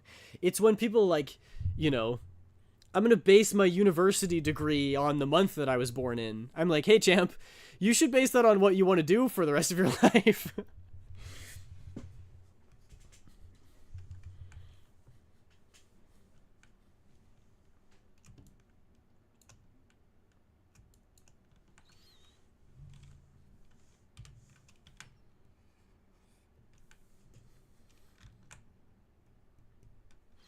And I'm sure in... Aiden is such a hamster? Huh? What does that mean? Just because I have a wheel in my room that I like to run on sometimes and it goes spinny, and I have a giant water bottle in the sky that I sip out of, does not make me a hamster. But also I'm sure that in 10 years from now, we're going to have a model of personality that's way better than the ocean model. And we're going to look back and laugh and go, haha, I can't believe we ever used that one. So silly and stupid. But if we don't use what we have as the most recent thing, then you never advance. You never learn new things. So you just got to stick with what you got. Which is why I also don't blame anybody for being like super into MBTI. I was super into MBTI. I thought it was awesome. Because for a while we thought that it was the most accurate like measure of your personality. So I was super into it. There's nothing wrong with admitting that it wasn't as trustworthy as you thought and moving on. I think it's big of people to admit that they're like, hey, so I was really into this thing, and it turns out that it was not really true. So I'm going to move on to the next thing. And then I'm like, wow, you're so smart. And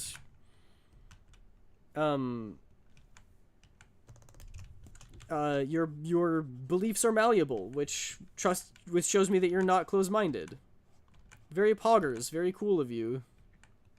Hamster wheel. Oh, the push-ups! Oh, okay, here we go. No complaining, only push-ups. Put that on a t-shirt. Hi, Joe.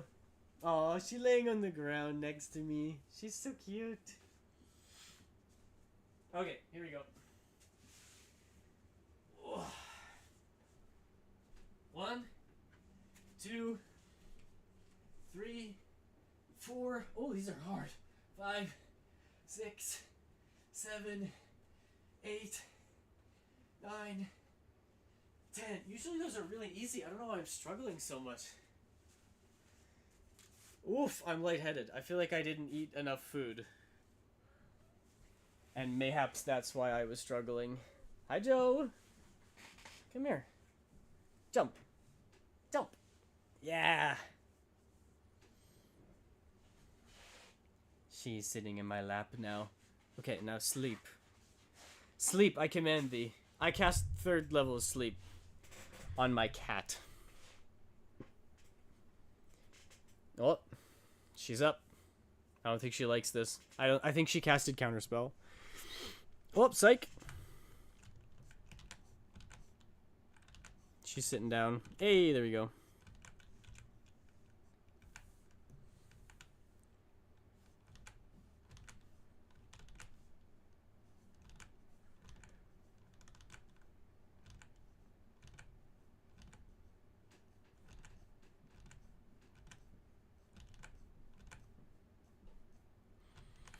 So if I miss anyone's chats, I apologize. Feel free to TTS it or resend it in a nice way. I've been trying to balance it out because there were a couple of streams where I know we joke and jest about how little time I get done. Ah! But there was some streams where I actually spent the entire time just trying to catch up with chat. And I was like, this is not sustainable. What am I supposed to do about this? And then I was like, maybe I can, like, not read out everything word for word, but sort of just get to the gist of the message. And when people are, like, talking to each other, I don't have to read that out. Big brain.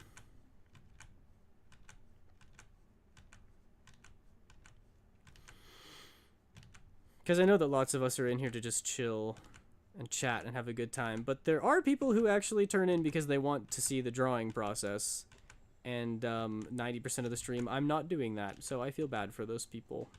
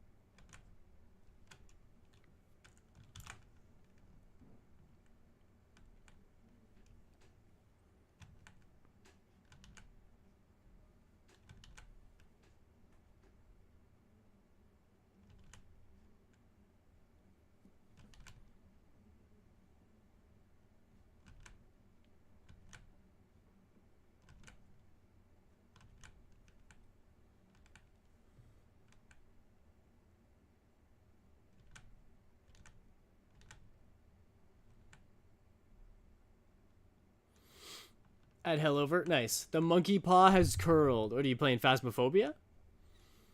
I need to focus more on art and let chats do a thing. Immediate ad hell. I know the Twitch timing is kind of comedic. They just know somehow.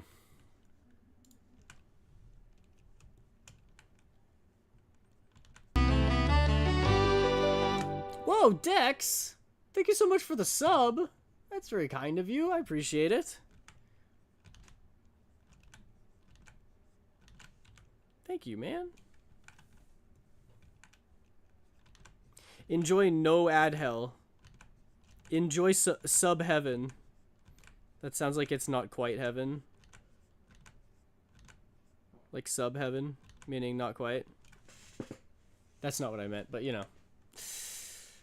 Oh wait, that was a gifted? Oh, sorry. I just read the message that said Dex just subscribed. That's a gifted from Turtle. Turtle, thank you for the gifted sub. That's so nice of you. I appreciate you. Thank you, Turtle. Give him a bell? What for?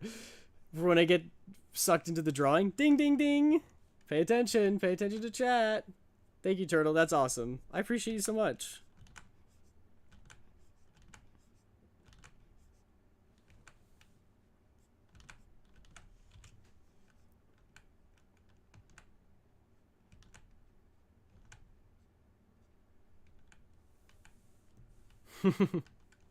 Is that a new emote?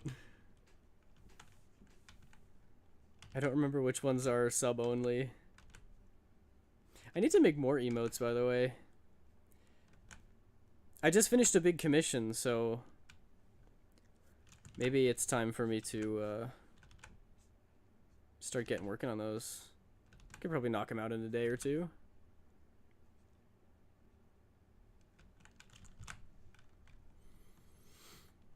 When the cat boy gets rowdy. Who is the cat boy? Is that me? I don't know what animal I would be if I was an animal. People always ask me, always, I say this as if it comes up often. When I am asked what my spirit animal is, I never really know what to answer, because is it the animal that I like the most? Is it the animal that I act the most like? Or is it like my spirit? If my spirit was transmogrified into an animal, what animal would take that form? I say otters because I like them and they're cute, but I'm like, how does my personality match an otter? But I'm like, all animals are different. Each animal has a different personality. I think it's that you act / relate to. Oh, I see.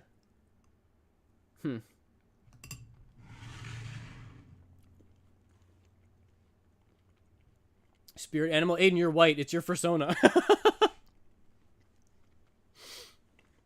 Wait, white people can't have spirit animals? We can only have personas? Bro. Can I switch? /J.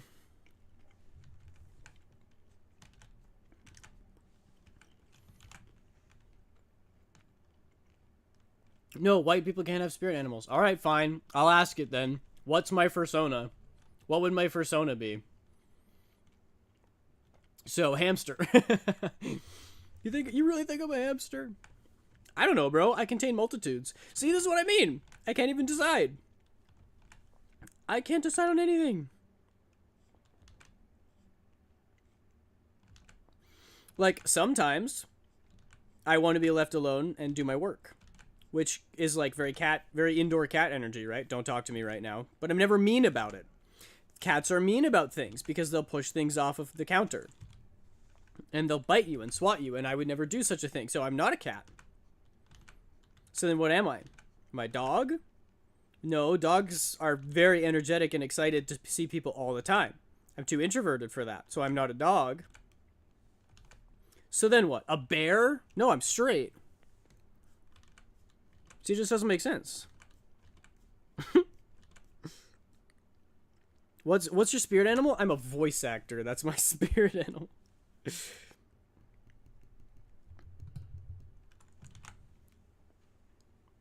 You are an honorary Filipino though, so let's go. Shrimp. A shrimp is my persona.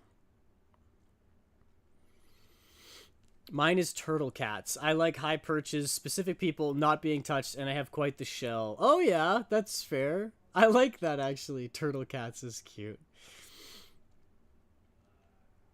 I don't like being touched generally, unless it's like a girlfriend, in which case it's awesome. It's probably my second most love language at this point. I thought spirit animals are very white girl coded. I kind of see you as a cat or a sugar glider. Whoa, okay, what is a sugar glider? Sugar glider, do do do do do do. Ooh, sugar glider.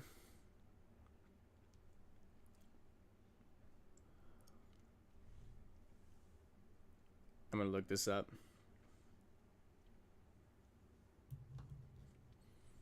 Those, I'm a voice actor.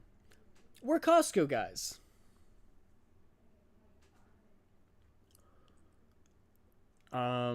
Sugar glider is what I was gonna look up. Oh my gosh.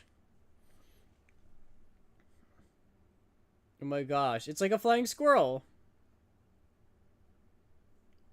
Interesting. I am a big hugger, but only once per hang. See, I kind of wish I was a hugger, but I'm too insecure for that. I'm like, what if they don't want to be hugged? What if I make them uncomfortable by hugging them? It's better to just stay away. I think I'm just constantly worried that I'm offending people.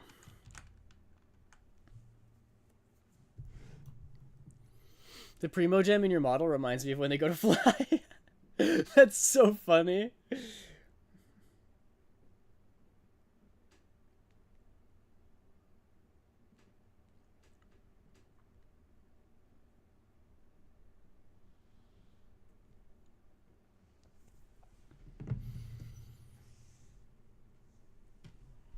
I think probably my biggest love language is acts of service. It definitely used to be words of affirmation, because I was even more anxious than I am now. And when people told me that they're like, I think you're cool, or I like you, I would be like, oh, thank goodness that they don't secretly hate me. And now I'm kind of at the point where, like, I don't want people to secretly hate me, but I'm also like, if somebody hates me and they choose to hang around me and not tell me about the things that I'm doing that they don't like, it's on them. Like, if I annoy you and you never tell me, how am I supposed to know to change? right? To try to be less annoying. Or if I say something that you don't like and you don't let me know, how am I supposed to know that you don't like it if you're pretending?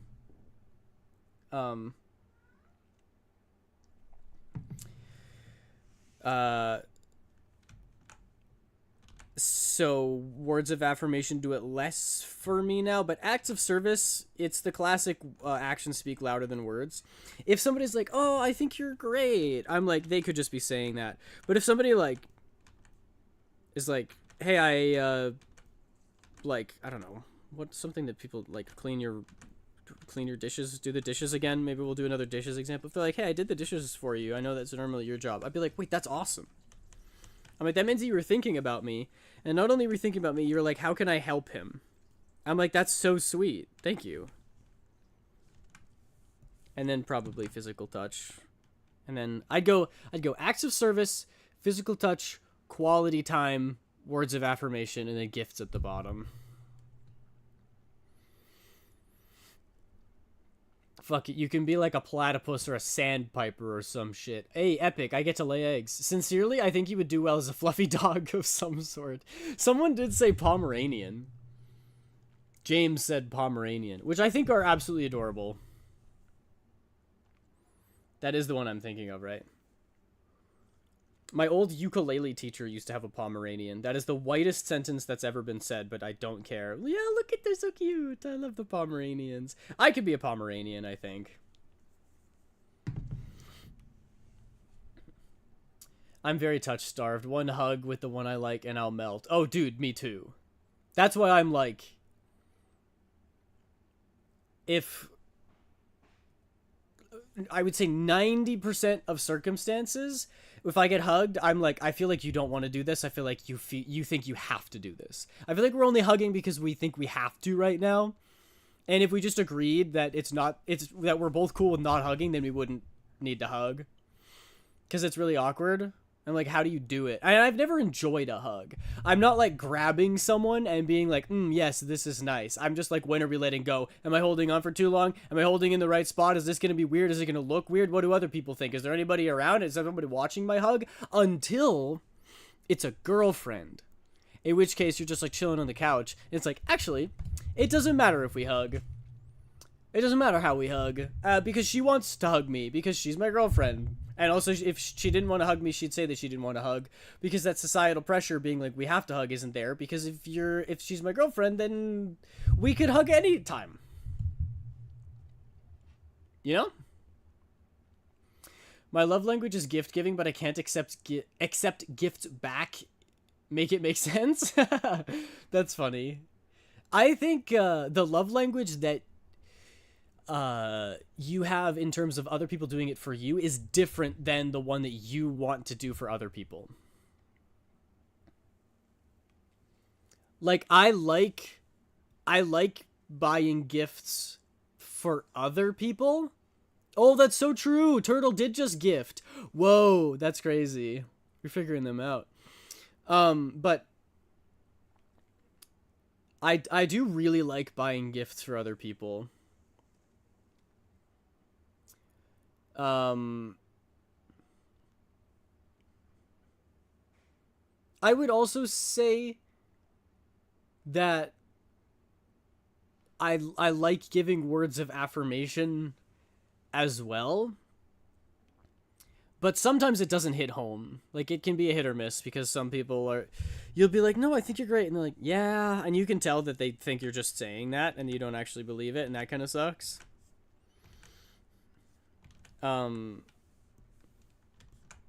But sometimes if somebody's having a really hard time and you can chat it out, that makes me feel awesome. Like, probably makes me feel better than if I had just spent quality time with them, which is why I think quality time probably isn't one of my giving love languages, because if somebody is like grieving, I want to talk them through it. I want to like address the feelings, make sure they're doing okay. You know, I'd gladly chat about it for forever, but I don't really want to just like play a game while they're sad. I get an itch that I'm like, you should bring it up. You should talk about it. Until, of course, if they're like, hey, I don't really want to talk about it. Can we just like watch some TV? Then I'm like, absolutely. And then I can sit there and shut up. Oh, tits are broken. Damn it. Damn it, dude. I really didn't think he was going to. I require a refund. Sorry, Kira. Clear the cache, bro. That's James who said that. I wanted to show my appreciation to a cool streamer. I appreciate it so much, Turtle. That's amazing. I am restarting my tits.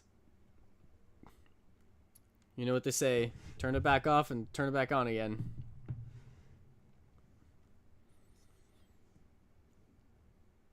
Hi, Kira. Are you playing League? I'll throw a bunch of stuff in my head in penitence.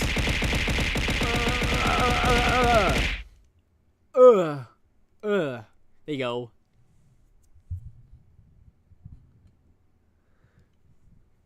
I've watched many videos on being touch starved. I want to be held. I want mommy. I want milk. Should be refunded. Hey, nice. And also you can clear the cache if you need to, Minri. I really like the channel Psych2Go. Just finished. Nice, how did it go? But the unfortunate thing about this, like, the sensationalism of psychology is that, I mean, there's a lot of problems with it. Like, people don't do studies to verify research because you don't get, like, brownie points for doing that. People only get to know your name if you do, like, a brand new study and it has, like, some huge groundbreaking implications. Ah!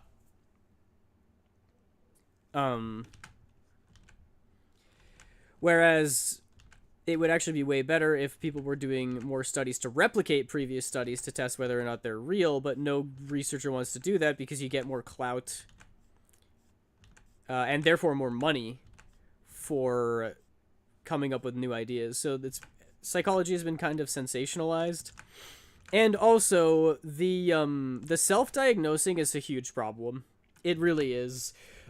People are notoriously dog shit at self-diagnosing things. Like, I don't remember a lot from my university psychology because we learned a lot of nitty-gritty stuff. But from some of the big topics that I do remember is that never self-diagnose. It can be so harmful. It can actually make you exhibit traits of the thing that you think you had even if you didn't have it. And also, it means that you're, like, structuring your life around something that might not even be true. And then if you figure out that it isn't true, it's absolutely devastating. Because you're like, oh, I structured my whole life around thinking that I had autism when I actually had OCD or something. And it's completely different. So I think it's fun to explore possibilities. But I think once you've set your mind on I'm definitely this and I've decided that and my mind can't be changed, you're in dangerous territory. That's when I watched I Like Her Voice. Yeah, the Psych2Go videos are very calming. Okay, Aiden, I acted a service for you. I went against every fiber of my being and drew you fan art. You made fan art of me, Dex? Is it in the server? Is it in the fan art tab? I think I'll do a bit of planning for New York City. I was also here for a bit of all the love language chat. Oh, that's good. That's fun. Do you agree? Also, the New York City trip sounds like it's going to be so much fun. Yes, like placebo. I have self-diagnosed ADHD. I'm fucked. That's why it's like... I don't think there's anything inherently harmful in being like, I probably have ADHD. It's when you're like, I have ADHD, and you're like, when people are like, oh, why would you do this? And you're like, oh, well, I don't know, I have ADHD. It's like, well, you don't know that, actually. I'm self-diagnosed, but I didn't change anything. Yeah, I think that's fine. Like, I always say this, I'm sure there's something wrong with my brain, but I haven't been formally diagnosed with anything. Like, I talked to a counselor once, and she said that I have anxiety. But we didn't, like, go through all the rigorous tests and have, like, a piece of paper in front of me where I was answering a questionnaire, and I didn't have somebody that I talked to for months who knows me and knows my patterns and habits and can more accurately figure out what it is, right? I'm pretty confident based on, you know, all the people in my life that I've talked to and the media that I've consumed, that I am not neurotypical, But if I went to a psychologist and they were like, oh no, you just had kind of like a rough upbringing and you are neurotypical, there's just habits you need to break, I'd be like, okay, that's fine. I don't need to be diagnosed with something, you know? Although there are a lot of instances where I feel like I'm so different from the other people in my life that I'm like, there has to be something. Because I cannot fathom my brain being normal with the way that I am. So I really don't think it's true, but if it is, I'm not going to fight the therapist on it, you know? I'm self-diagnosed as normal. That's crazy. The fan art is just going to be, yeah, this stinky femboy Aiden. Excuse you, I smell incredible. Aiden! Kiss on the cheek. Hi, Skylar. Welcome in. Good to see you again. How are you doing? Very well, I hope. I'm going to check the Discord to see if there's fan art. There is fan art. Wow. Look at the pose. Incredible. You got my eyes just right, Dex. Very good. Happy to see you again, cutie. I missed you. Oh, thank you. That's so nice. Good to see you again as well.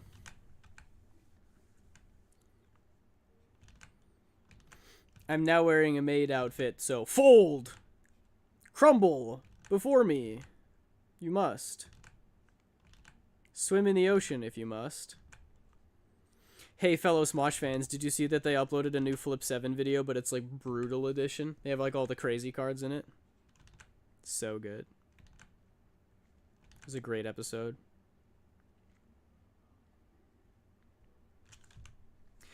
Another win for the Smosh fans. And I want to be a hipster for a moment. I didn't really watch Smosh growing up. But I did get back into them. Oh gosh, what even era would that have been? It was like right when the Try Not to Laughs started is when I started watching Smosh again. And I've been pretty good with keeping up to it since. And I want to be a hipster by saying Smosh has been booming in the past couple of years, ever since like Anthony came back and all that stuff. They really figured out their system and they've got a lot more fans. But I was a ride or die from the very first TNTL. With one iris slightly bigger than the other? I know, right? How do you know? How do you know that I'm having a stroke right now? I'm self-diagnosed with some things, but I got diagnosed once with CPTSD. Oh, man. Yeah. Wow. I'm sorry to hear about that. I hope you're doing okay. I did give you winged eyeliner, though, because I think it would look good on you. You already kind of got some. I don't have any. It's all natural, baby. Did you watch the video, though, Aiden? Yeah, I did. The end of an era, for real? What do you mean? What do you mean the end of an era? Angela brought it up all the time. I'm so glad that Shane broke that record. I love Shane, though. Shane's my favorite. He reminds me of myself. And it's not parasocial. How dare you? It's not parasocial. We would be friends. We would be best friends in real life. Shane would love me. Yeah, and now she can't bring it up anymore. Oh, she will. Bro, it's Angela. Every Flip 7 episode, she's gonna bring up, I can't believe Shane took the title from me. I can't believe this. She is the worst at games. I'm so glad she had that. It's really funny. It's really funny.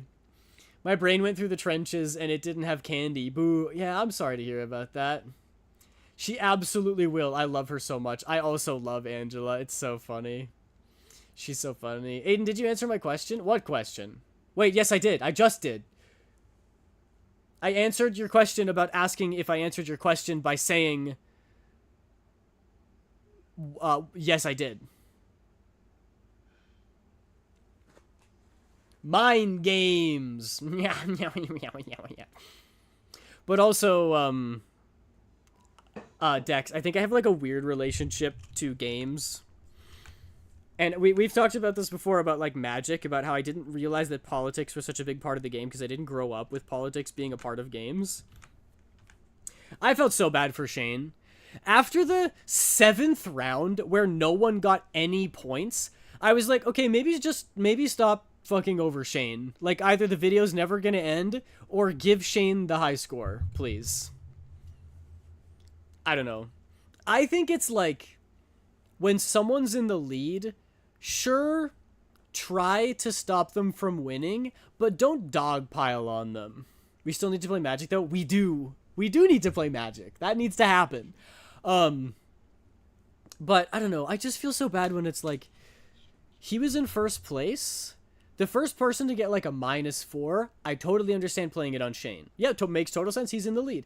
And then you get it divided by 2. And then you also play that on Shane. And then you get a -10. And you also play that on Shane. And then you get freeze. And you also play that on Shane. And I'm like, okay, guys, he's not having fun anymore. I get that you're trying to stop him from winning. But like, use one of them on the person in second place or something. I don't know.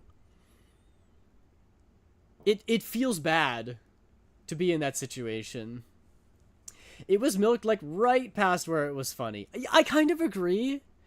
I didn't feel bad because Shane was laughing at everything, but I was like, oh, I think this is where it gets parasocial. I was like, I think he's laughing because it's the cameras. Maybe Shane is just way more chill than I am and truly doesn't care if he wins or loses. Like, maybe he's not very competitive. But if that were me, I'd be like, haha, okay, guys, look, like, I get it. I'm in first place, but can we stop, you know, every time someone draws a card, the entire table points at Shane. Play it on him, he's winning. You have to play it on Shane, play it on him. Everybody play it, and they're like messing around with his cards. I would be pissed. I'd be like, dude, don't touch my shit. We know they're gonna play it on me, okay? We get it. I'm in first place, everybody knows. That makes me mad. I'm so parasocial about them, but I keep it real low-key. Yeah, no, me too. Me too. Me too. But I just envy being able to, like, the thing is, a lot of parasocial people are like, oh, I wish I could just play games with my friends and have that be my job. I'm like, no, it's way harder than that. It's not just that. However, I love acting like a dork in front of the camera. Like, cracking jokes and being on constantly is something I can do. I mean, I stream 3 times a week and they're 3 hours long. I can be a goofball while people are watching. And it would be so much easier with other people to bounce off of. Especially, like, playing board games. Because I freaking love board games. So I acknowledge this as parasocial. But I would kill it in that environment. If you were in peak physical shape and had a spear and a knife, would you rather fight a big-ass man-eating cat or a pack of small to medium-sized predators? I would fight a big-ass man-eating cat. I think I die in both circumstances. But if I have a spear, that thing's probably, like, got good range on it, right? Here's what I'm thinking. I think a medium-sized predator is like a coyote, right? If it's a pack of them, like many of them, or even like wolves, like smaller wolves, I cannot cover multiple flanks. I'm going to try to stab one with a spear. I'm going to miss. And then I'm going to get bit by 7 of them at the same time. And if I'm not immediately ripped to shreds, yeah, hyenas, if I'm not immediately ripped to shreds, which I am, then I die of rabies. For sure. So a pack of medium-sized predators, I definitely die. One man-eating cat probably kills me, but there is a very small chance that I, like, stab it directly in the brain when it lunges at me and kill it on the spot. Like, I think there's a 3% chance I win a fight against a giant cat, and I think there's a 0% chance I win against a pack of hyenas. Spider-Man Miles Morales is about to melt my PS4. Incredible game. I love that game. I unlocked VIP badges from my chat. Oh, that's awesome! Is one of them the dancing emote that you got, Minri? I don't know. That's my take. What do you think, Alanix? If it's one-on-one, I'm fully confident I can vibe with it. The big-ass cat, you think you can chill with the cat?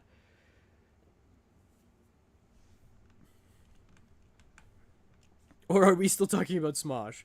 I think if the ruffles were here, they would go behind the arm and you wouldn't see them. So I'm just going to leave that. Except maybe like up here.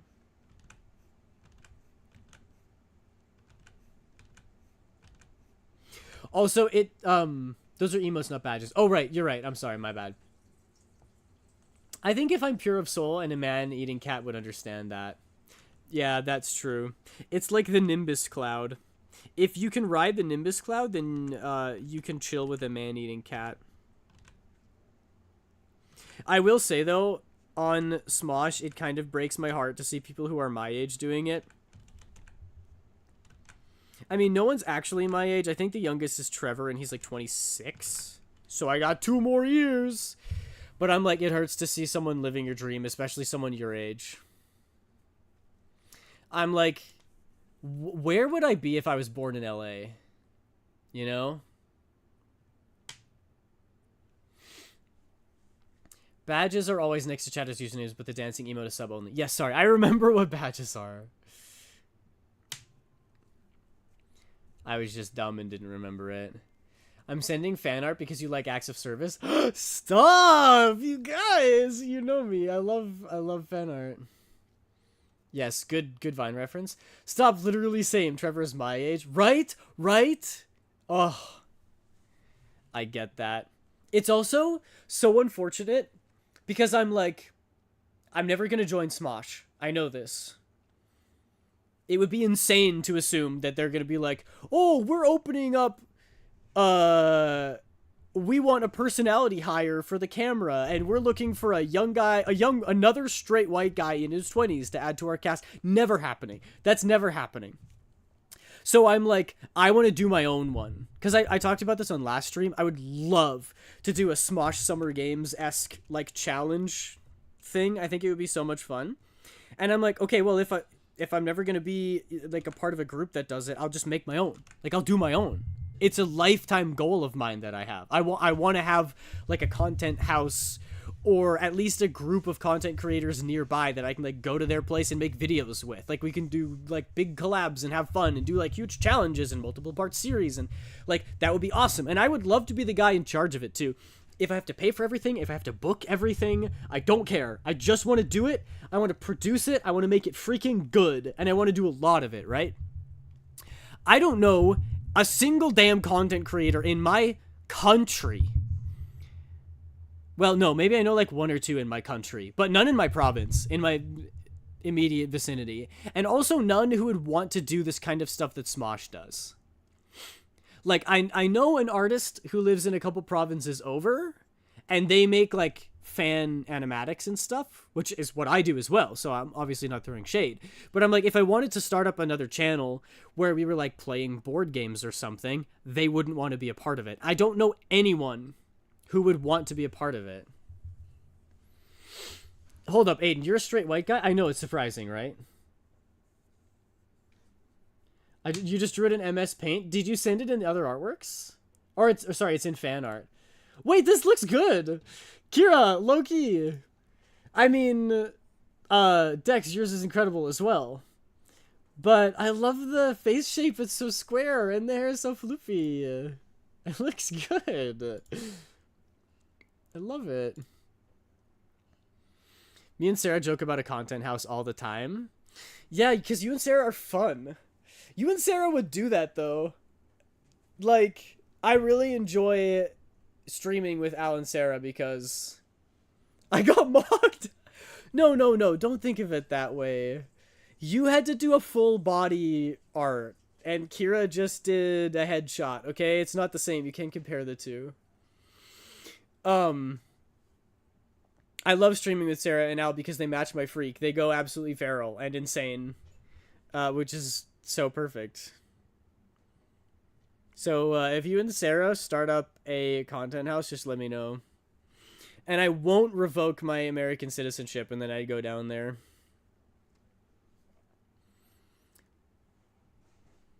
Hold up, Minri, you're white? Hold up, timeout. Alanix, you're black? So many questions today. You've got an inquisitive mind. Legasp. You got it, King? Let's go. Wait, I missed the blurb. Sorry. It's just me ranting about... You're an American citizen?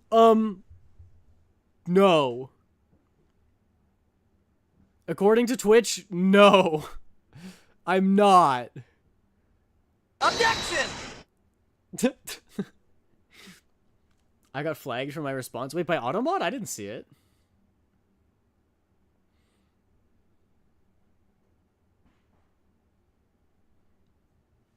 Objection. No, no. You know nothing.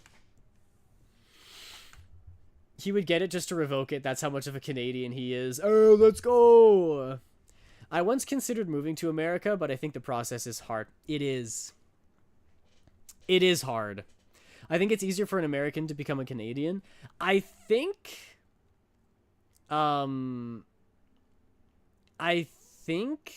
to become a Canadian citizen, you just need to be living in Canada for a certain number of years. But like, my eldest sister and her husband both were born and grew up in Canada. And they moved to the States for work. For the husband's, my brother-in-law's work. And he got a work visa, which means that he's allowed to live there.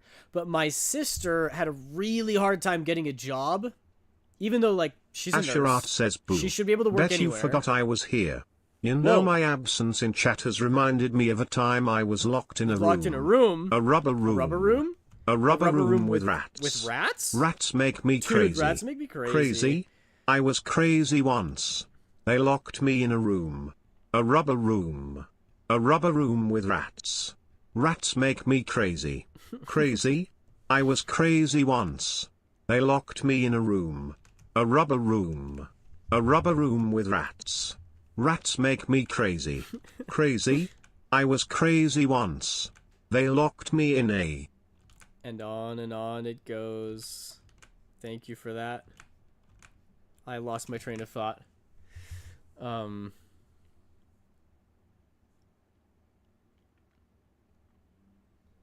Twitch sent me, are you sure you want to send this? Oh, yeah.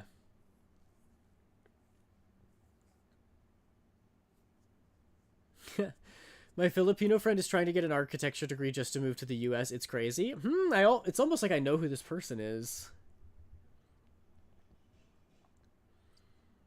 I don't know why people would want to become American just to get infinite debt for a cold. I think Americans welcome immigrants that have special skills. Wednesday's going to be crazy. The Philippines is a third world country with a more corrupt government than the US. Yes, everybody come to Canada. Except actually we should all go to like the Netherlands. Is it cold as butts? Yes. Do they have free healthcare and free university? Also yes. So, you know, pick your battles.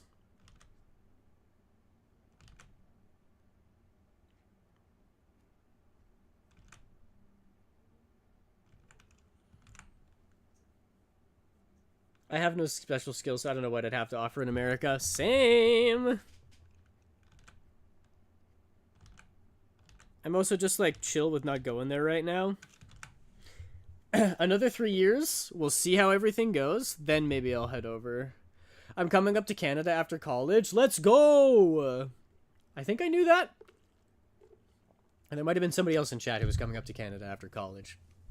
Canada's great. It's not perfect, but it's good. Hey, 2 years. Is it 2 years? Hey, nice.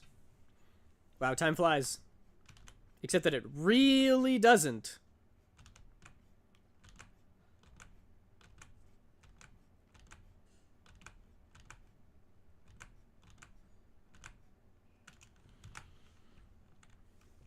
Yeah, I completely forgot what I was talking about before. Oh well.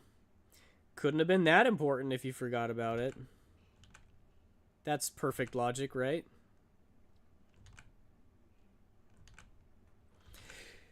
I don't know where I would live if I was allowed to live anywhere on Earth, though. Like, Japan is an obvious answer because I'm a weeb, right? However, they don't speak English there. I would want to go to Japan because it's pretty. And also there's more manga and anime. And I really like sushi, and I want good sushi. But also for reasons like people are generally healthier there. They keep to themselves more. They use public transit a lot more, which I appreciate.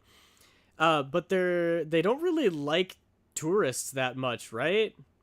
So I would feel like I'm unwelcome. And if they don't actively want me to be there, I kind of would feel like I'm a burden if I were there.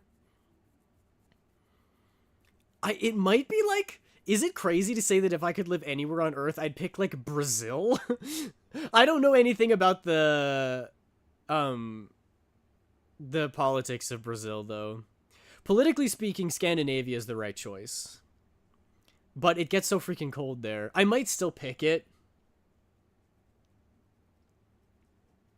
But, I don't know. I crave chocolate, but we have none. I'm gonna make cinnamon sugar toast so I can at least have something sweet. Oh, that's so real! Does everybody know about cinnamon sugar toast? It's actually so good. Yes, it was me? Okay, good. I did not hear about frying noodles in oil. What's that about? If I was allowed to live anywhere on Earth, I would live on Earth. Oh, so true. I probably would too. It is so small, though. I'm too big of a boy to be in Japan, and also too brown. Nah, I stay in my room 24/7. I'd fit right in Japan. And also, brown is better than gray, which is what it is in Canada. You should see what it's like in March these days. Oh my gosh, it looks so drab outside. It is horrible. I really like heat and humidity. So, somewhere like Brazil, where it's like hot, humid, and a load of like so much vegetation, like everything is a deep green, I would thrive. Like right on the coast where I could walk into the ocean in the morning. Ugh. Or like in the Caribbean. Oh man. But I don't know what the governments are like, which is the kind of thing where I'm like, I don't know if I'd want to go there. I guess it's you got to pick your battles, right? Do you go to Scandinavia, where it's very egalitarian, but you have to deal with it being freaking -40 all the time, which I could handle. I'm Canadian. I've had to deal with it my whole life, but it would be so nice to have a change where it's actually warm all the time. Like, imagine a country where there's no winter. Oh, I'd kill a man. If you fry noodles in oil, they grow like 20 times the size. Whoa, that's so cool. I found the real incentive in general. That's awesome. Semolina noodles. It's a Mexican snack. I like cold and humidity. Oh, no. I'd rather be in a colder area than a hot area because you can always add more layers if you're cold. But if you're too hot, you can only take off so much before you get to skin. And then you're still too hot. I totally understand that. And that's totally reasonable. And I hear that from a lot of people. I would say two things. One, it's different when you're outside and you don't have access to more layers. And two, I think I just enjoy being too hot. Or like, I dislike being too cold more than I dislike being too hot. If I had to pick one and they were like, no extra layers, it's just you in a t-shirt in a room, and either it's way too hot or it's way too cold. Which would you pick? I would choose way too hot any day. The cold, like, physically hurts me, and I hate it. What happens in Canada often, and I think this is why I prefer it's too hot, is that if you're too hot outside, you can always strip down to your t-shirt, right? Regardless of, if it's a nice day, you can always take off layers if you're outside. But if you're outside and you're wearing like a hoodie and it's -40, it's torture. Like, and there's no way for you to, if you have no access to a jacket, it's way better to be outside if it's too hot than it is to be outside if it's too cold. Because you always have access to removing clothing. You don't always have access to adding clothing. Yeah, Arizona, real. I hate being too cold or too hot. Warm is nice. I mean, I agree. But if I had to pick one, I'd take too hot. We know you have experience being too hot, Aiden. Just look at what you're drawing. Whoa. You're making me blush. Okay, I want to see this noodles thing. Oh, it's Jordan the Stallion. I know this dude. I love this guy. Hang on. Oh, is this going to be a whole how-to? Nobody, just me in 2009 getting excited over cooking pasta in oil. That's AI. That looks like AI. It's not? The first comment? That's actually insane. I would have thought that shit is AI. Are you for real? What? What? What?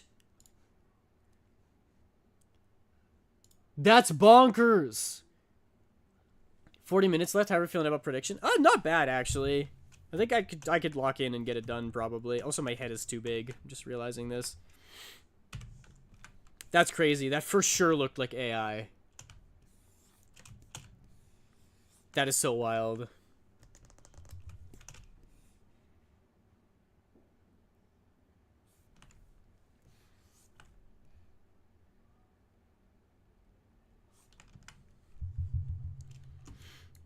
I gotta try that sometime. Making giant noodles? Epic.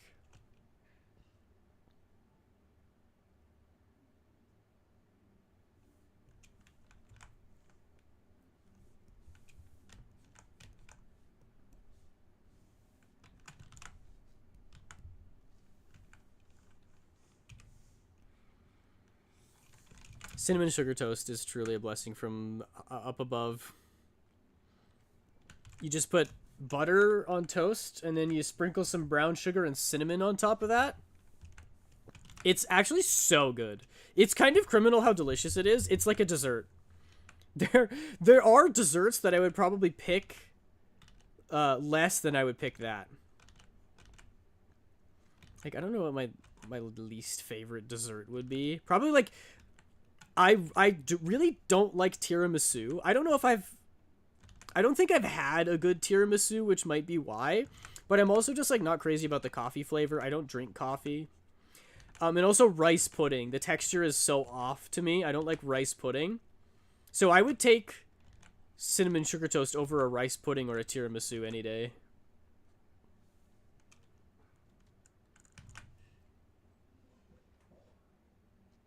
I just realized Disney knees. Is that what you call this? I call this the uwu pose. I might try the noodle thing. I'll report if it works whenever I try. Okay, that's so fun. I gotta try that too. That's girl dinner. It is kind of girl dinner. My favorite desserts are tres leches, leche flan, or coffee cake. I've heard that tres leches is super good, but I've never tried it.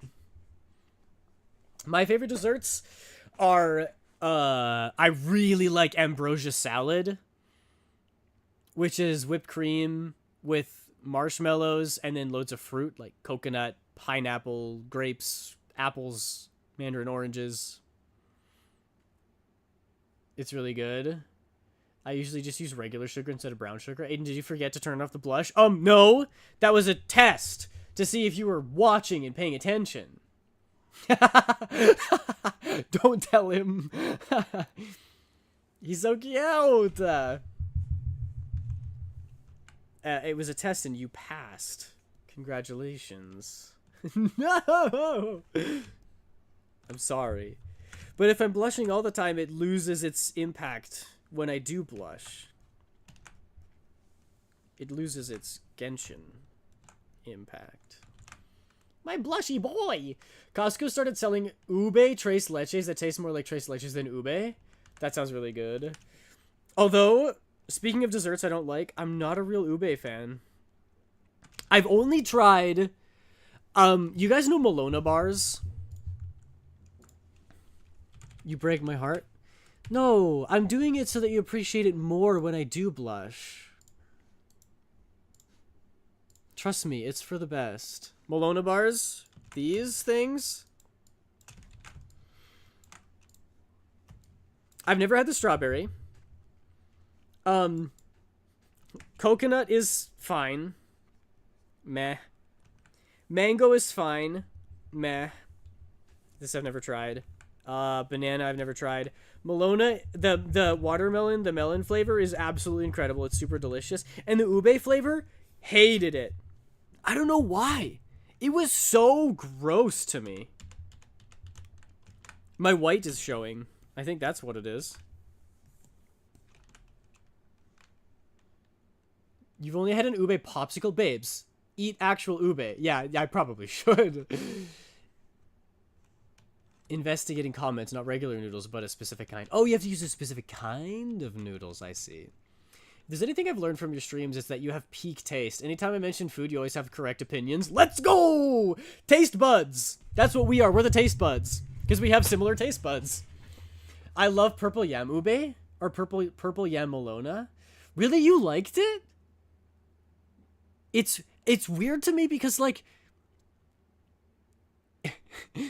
it tasted like eating a paper bag, if it makes sense. Or it's like it was the temperature of a paper bag. I was expecting it to be like ice cream. You know, ice cream like chills your mouth and it's kind of like thirst quenching a little bit. The ube was like sucking on a paper bag in that it's not thirst quenching. I don't know what paper bags you're eating, but the paper bags that you eat are very thirst quenching. Do you like sweet potato? No. It's too much. I think it's just that the flavor is fine, but a good overpowering flavor can still be good, but a fine overpowering flavor is too much for me. But Aiden, paper bags taste good. Well, maybe if you've seasoned them correctly. I love sweet potatoes. Sweet potato fries are fantastic. See, I love one sweet potato fry. I'll have one and go, oof, whoa. And then I'm like, okay, I'm good. Yeah, then you probably won't like ube. I mean, I'd still try it. I like ube, but I don't like sweet potato, but that's more because I grew up on ube. See, I'm weird for many reasons, but also I think that, like, I think that I could like to learn sweet potatoes and really love them, but I never really ate them growing up.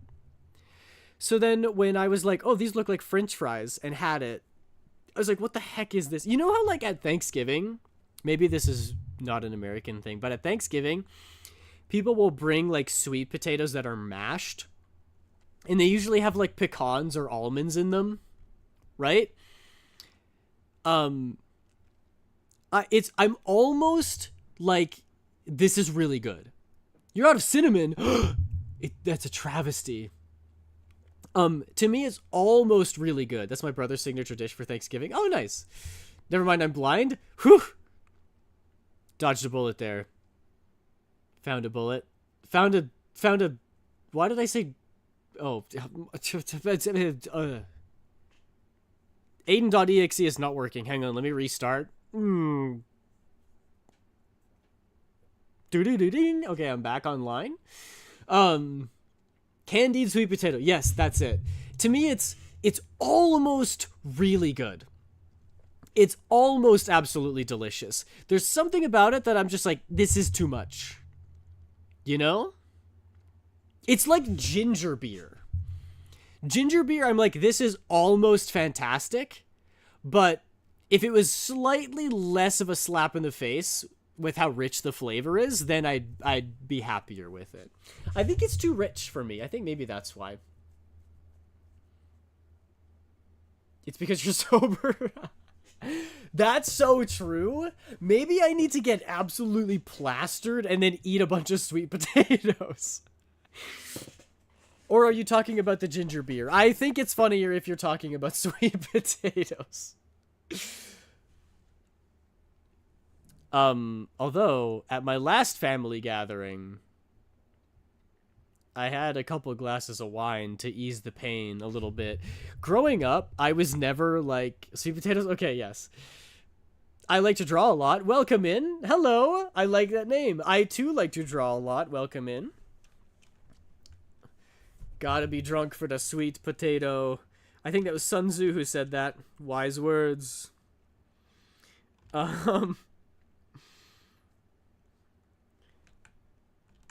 But yes, growing up, I never really understood why everybody was like, oh, family gatherings, get ready for a face palm. I'm like, why not?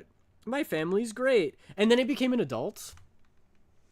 Can I draw you as your favorite food? Absolutely. The only issue is that I have to decide what my favorite food is now. Oh, man. Oh, man. It needs to be something drawable as well. What is my favorite food? I'm meditating. It will come to me. It will come to me.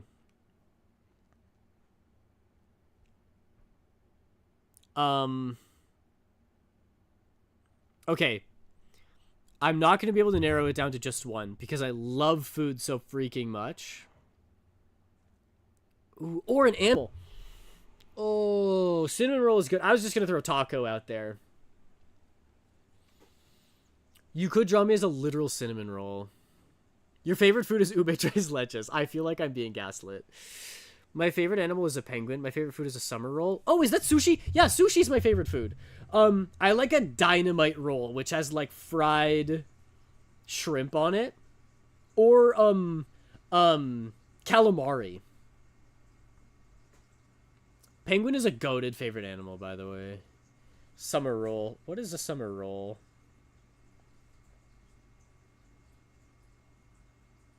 Rice paper wrappers around fresh, crunchy vegetables. Oh, I've seen these. Oh, these are the ones that you dip in the peanut butter sauce, right? I've made these before.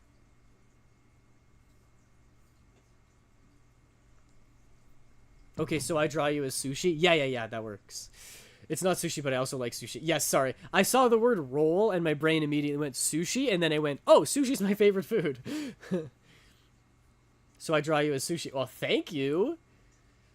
Should I call you Draw? Is that better? Do you want to join the Discord, Draw? And then you can post the finished drawing in there? Streamer becomes fish. Yes, I make them at home too. Delicious. Oh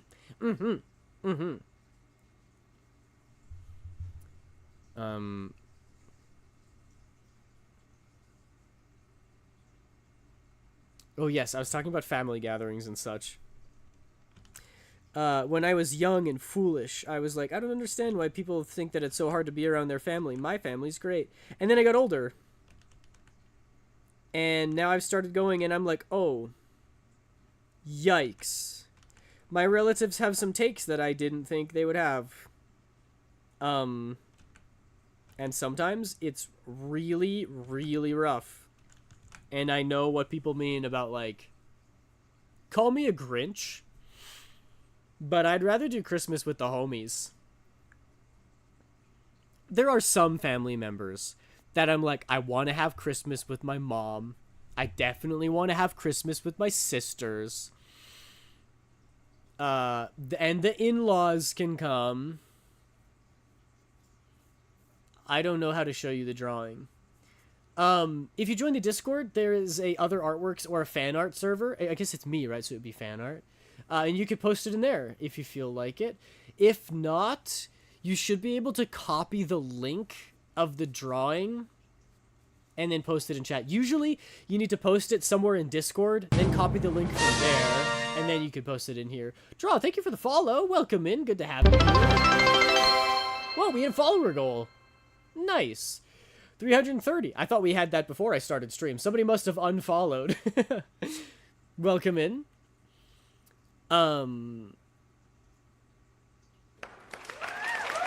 Hey, yeah, there's the applause. Thank you. But yeah, genuinely now it's at the point where someone in my extended family would be like, well, you know, climate change isn't actually real. They don't have any of the evidence for that. And I'm like, okay, I'm in enemy territory. I don't think I should be here right now. And I remember one of my relatives, I'm not going to like say who it was because I don't want to out anyone, but one of my relatives asked me how I felt about AI, and I was like, it sucks and it steals jobs, and they were like, wait, really? I didn't think you'd believe that. And I'm like, believe it? As if it's like a scam or a fraud? Brother, how do you think they make AI slop? They gotta train it on something. You don't think that's how the process works? You think they wrote lines of code to teach it how to make line art? Bruh. This is delicious. I'm actually so jealous. I'm kind of hungry right now. I have a bowl of my blueberry Greek yogurt seeds, but I don't want to eat them on stream. Because what if people think that my mouth noises are annoying? And if my mouth is occupied, I can't make funny jokes. I'm going to take a bite. AI is just pressing the line art button. Yeah, right? Like, what, you thought that they taught the robot creativity? This is so yummy.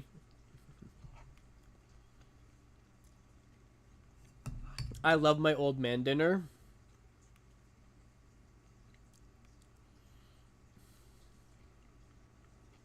And also, it really doesn't help that every time I see my relatives, they're like, hey, so have you gotten a real job yet? I'm like, okay, so nice to see you too. It's been 8 months since I've seen you last. And that's the first thing you're going to say to me? I'm going to be like, have you found joy in life yet, brother? Maybe that's what I should ask. Hey, have you found a real job yet? Hey, did you figure out how to be nice yet? Do you go shading on them or do you go conflict avoidance? Conflict avoidance for sure. I'm like, it's one night. We only have to get through one night with these people. Or with at Christmas, it's usually a couple nights. I want to do what my sister did. She moved out of the country. That way when they're like, why don't you join us for Christmas? I'll be like, oops, sorry, I'm in Bangkok. I can't do Christmas with you guys. I guess I just have to save all my money and not suffer. I'm going to get food. I'll be back by. All right, Draw. Thank you very much for popping in. Checks out. Yeah, it does. Imagine instead of one night for Thanksgiving, it was like 5 nights. 5 nights at Freddy's. I wouldn't go. If it was 5 nights of Thanksgiving, or, I would be the animatronic they need to fear. Because no one is, no one is leaving that place the same.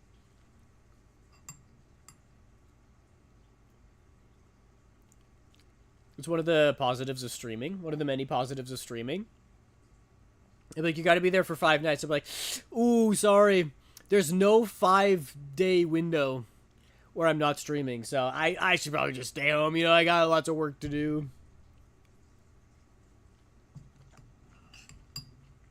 Consistency is important. Why are you in Bangkok? Is it because you want to bang a cock? Someone stop me. I'm so dirty-minded. It's alright.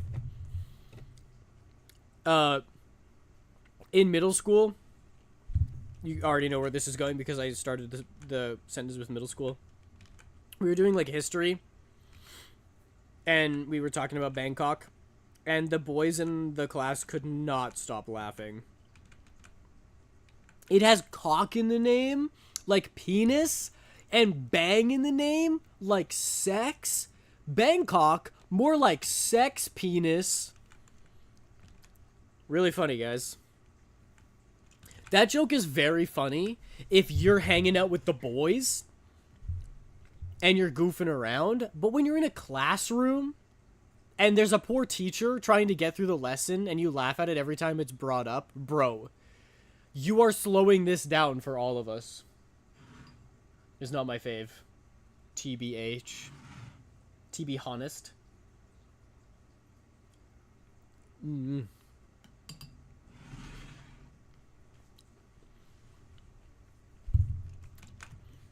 I should learn how to roll my own sushi.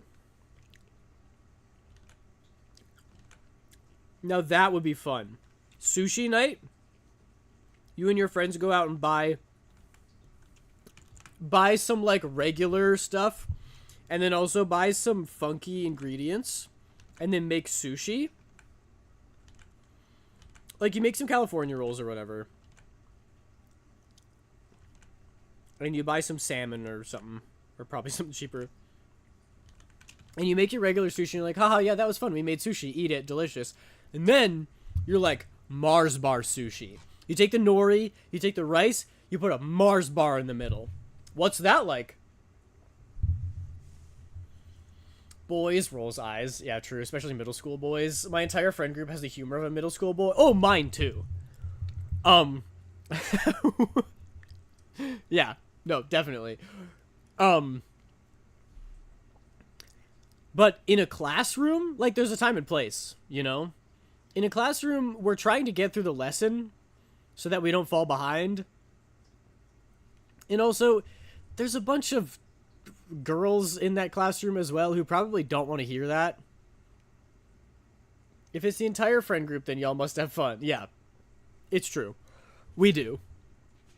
Get ready for my pineapple mango tuna rolls. That sounds amazing.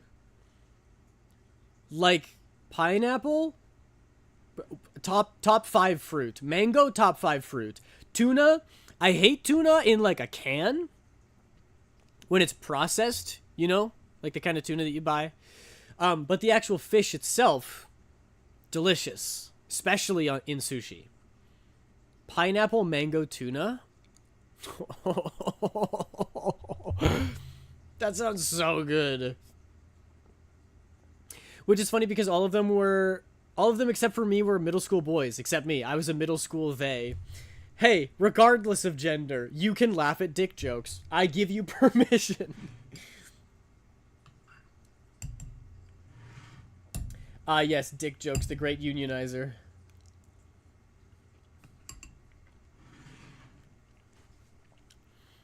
I mean, me and my friends play Jackbox.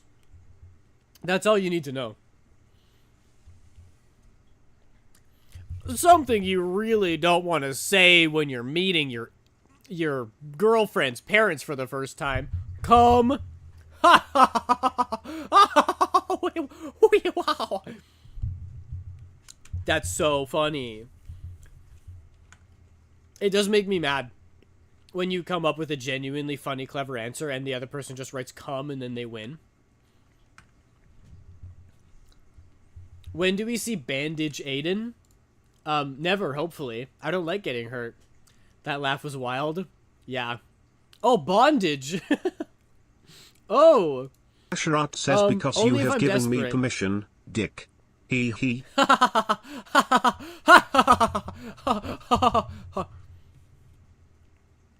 I just try all my wild laughs now? What do you think my villain laugh would be like? Objection! Or like,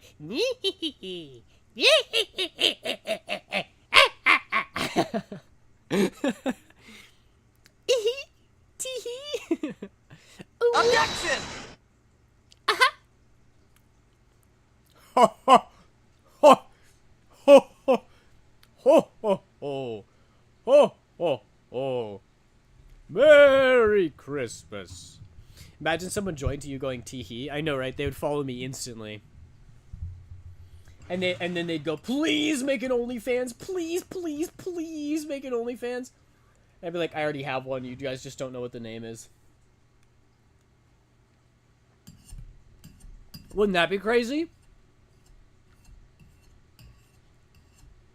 If one day I'm just like, hey, check out this link, and it's a link to an OnlyFans that I've had for like 3 years. Please! Please! How did I know? Side hustle? Yeah, true. Gotta get that bag, you know? It's an OnlyFans, except the only thing on there is pictures of various fans.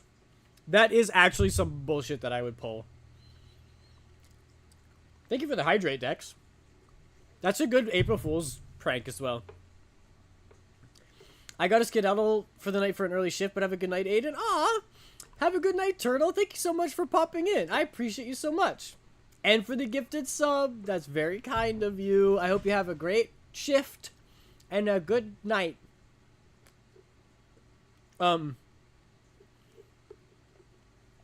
Low-key, imagine an April Fool's video where I'm like, the title is I made an OnlyFans, and it's my avatar, like, looking very sad. And then you click on the video, and I'm talking about how, like, I'm not really proud of this decision, but I've had it for a while, and I felt like I should come clean. And then, like, near the end of the video, I'm like, all right, here we go. I've had to censor some things for privacy, for YouTube's guidelines. And then I show it, and it's a bunch of pictures of fans. And it turns out that the things that I had to censor for privacy was, like, the brand names of the fans that I had to censor. People would get so mad at me, though, is the only thing. Oh, but it'd be so funny. It's kind of worth it for the bit, don't you think?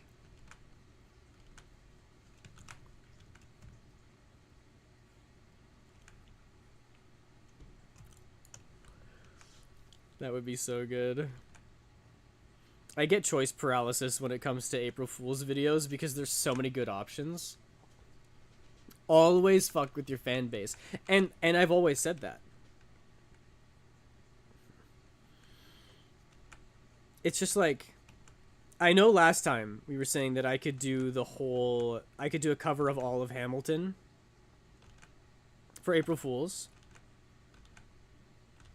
And I'm like, that might be funny for the 3 people who watch it. But it's also arguably too much effort for a video that no one's gonna watch. Because there's no real way to make that a clickbaity thumbnail, right? I reinvented Hamilton. Like, people aren't gonna care. And there is an argument to be made that it's like, well, it's for your existing fan base. Like, you make it for the people who already watch. You don't need to lure new viewers in with your April Fool's video, and it's true. But imagine if it was like something really clickbaity and then it was just never gonna give you up. I just rickrolled everyone. I was scrolling on Instagram and I found a femboy also named Small. Wait, really?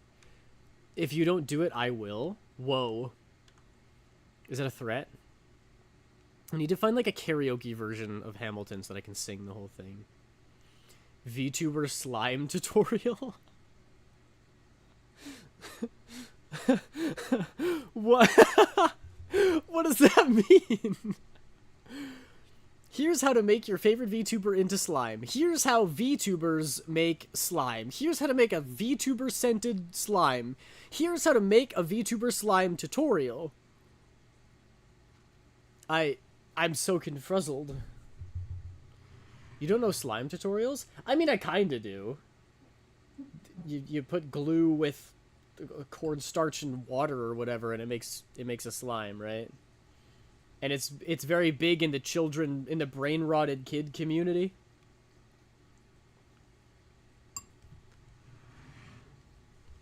But doing as a VTuber, it's probably been done already, to be honest. Unironically, people would upload Broadway musicals onto YouTube and title it stuff like Founding Father Slime Tutorial. Wait, really? That's so funny.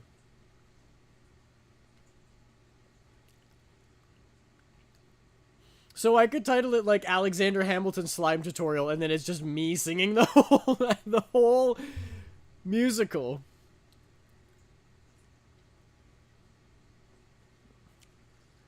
That's so funny.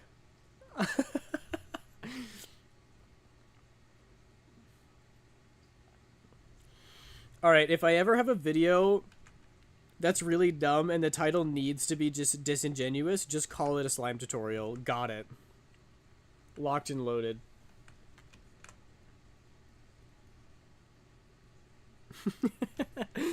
That's so funny. Oh, I love the internet sometimes. You know what else I love? I love when you're on a YouTube video or you're scrolling through TikTok or something,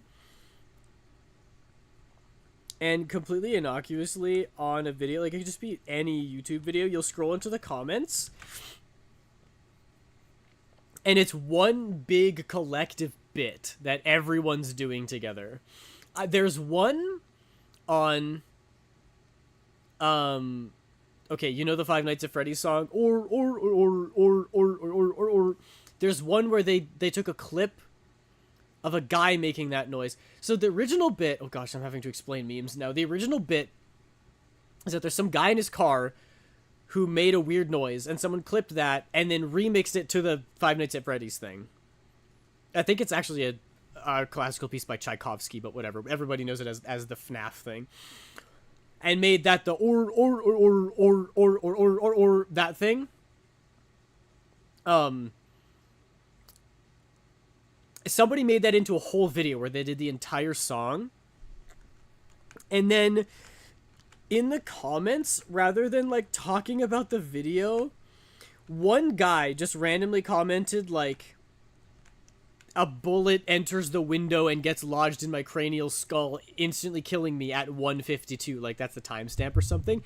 Everyone in the comments played into it. They're like, whoa, did I just heard glass breaking over there. I hope someone's okay. And someone's like, shot fired, target neutralized. And someone's like, did anybody hear that loud bang at 1:52? Like, every single comment is individually playing into the bit. It's so funny to see those because they pop up on the randomest videos and you're just like, this is great. Everyone's collaborating on one joke, and the person who uploaded this video is probably like, what the hell is going on? Do you know the cat hand thing where it's a fist with your arm and then wrist down? I don't. What is that? Sandra said she doesn't like using that much oil, and like 2 comments down, it's a comment from username Sandra going, I don't like using that much oil. Yes, exactly. Exactly. Got him! Got him! Oh, I see the squats. I also really like when some person will comment on a TikTok and their name will be like Alex30108, and they'll be like, I did this way back in middle school. And then all the other comments would be like, champ, you thought this was original? Alex30108 or whatever did this way back in middle school. Or they'll be like, I used to know a guy named Alex who did this already. Like, and everybody leans into it. They're all like, you think you're the first, but actually Alex already did this. And it's one person leaves a totally normal comment and everyone else just builds on it as a bit. It's so funny. Also, I see the squats, Asher. I will do that. Favorite comment trend recently is, oh, because X. Wait, what is that? I don't know that. A comment that I thought was really funny is like, wow, it's so cute that we're all watching this together, except it's being commented on every YouTube video now, and it's getting annoying. Wow, it's so cute that none of us have finished the video. I'm like, you've said nothing. This isn't even a bit. This is effectively just saying first. I know you didn't come up with it, because I've seen it on 8 other YouTube videos, so it's not original either.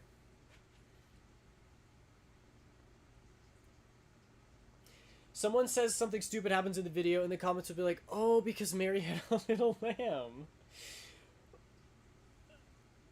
I'm sure that I will understand what you mean if I see, like, a video.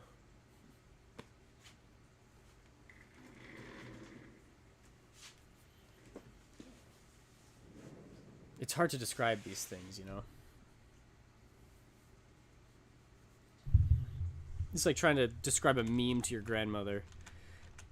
My grandma doesn't even know how phones work. She's 96. And to show her a picture on your phone, she'll be like, what is that? Love you, Grandma.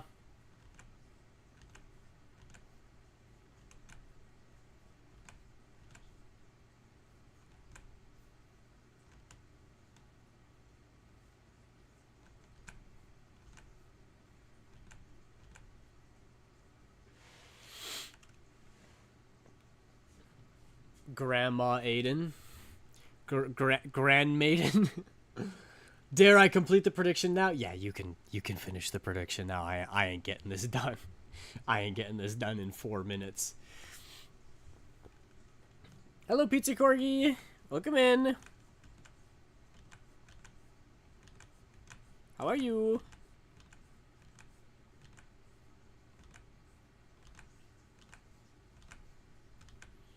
Okay, then. What, is something out of the ordinary, or... I don't understand. What's going on?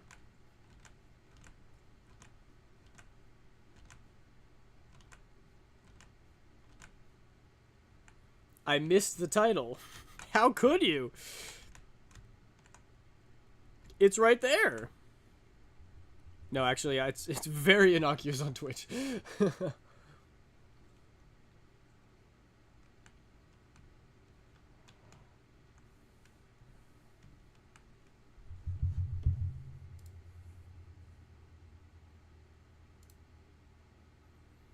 I don't know how to read. Ludextras says hi hi hi hi hi hi hi hi hi hi hi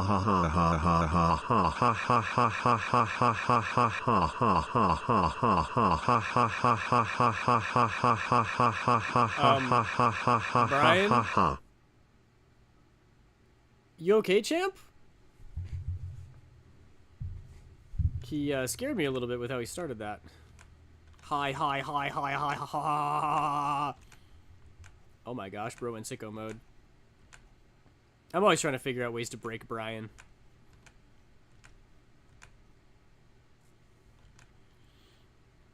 Ultra Kill got a big update, 4 more levels. Oh, that's exciting. You've been gaming.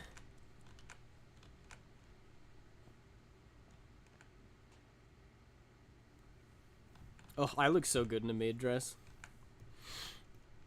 And the drawing does too.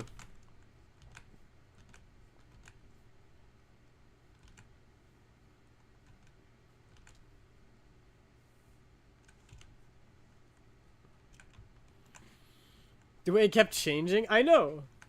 Brian doesn't know how to laugh properly. He thinks that people laugh differently. I would never do that. It's not like I laughed in multiple different ways in this stream already.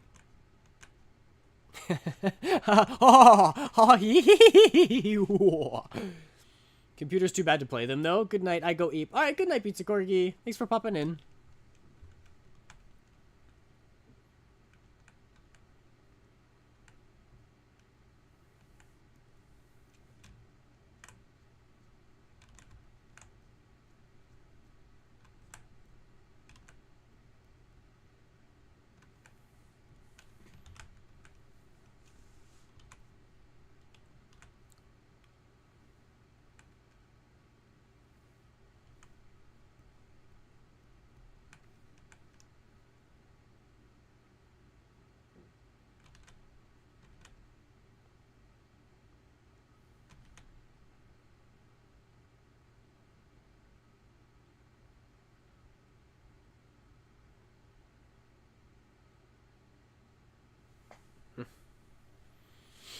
Thank you for the stretch, Asher.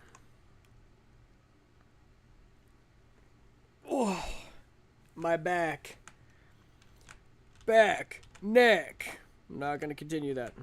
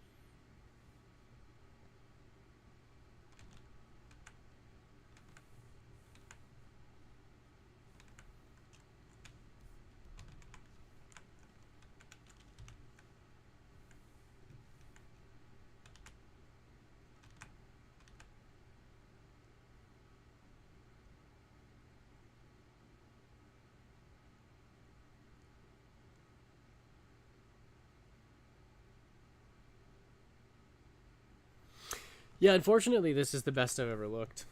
Might need to start wearing maid dresses now.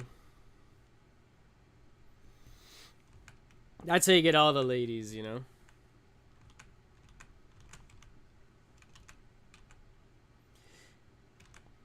You wear dresses everywhere because it really screams I'm comfortable in my masculinity. Which means I'm very masculine. So essentially wearing dresses are masculine is what I'm saying.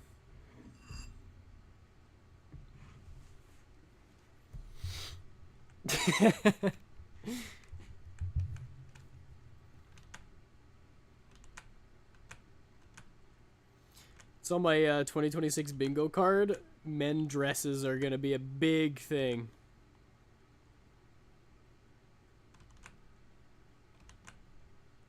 And I'm not talking no femboys. I'm talking the big macho. We're going to see Joe Rogan in a dress this year. Just you wait. It's happening. So if I bet 1K on no, you move at the speed of light. But if I get here late, you'll move slow as shit. Excuse you, James. Excuse you. We had a great time, and I think that's what matters. If you ever do a face reveal and wear a maid dress IRL, you need to recreate these poses. That's a fun idea. I probably will. I think I probably would do, like, so many poses. I would actually, like... I think it would be really funny to do, like, a workout routine in a maid dress. Like, I wouldn't have the guts to go to an actual gym. Well, depending on how many views it would get. But it would be very funny to, like, because you can be all embarrassed to be like, oh, I'm wearing a maid dress, this is so awkward, and try to be all cutesy about it. Or you can, like, kick the door and be like, what's up, fuckers, I'm wearing a maid dress today. And you do, like, a backflip and start doing push-ups. Nah, my points is what matters. If Aiden doesn't look animated, I'll be severely disappointed. It's okay, I think all of you will be severely disappointed every way. I'm quite average looking. I don't have big anime eyes. I look like a human being.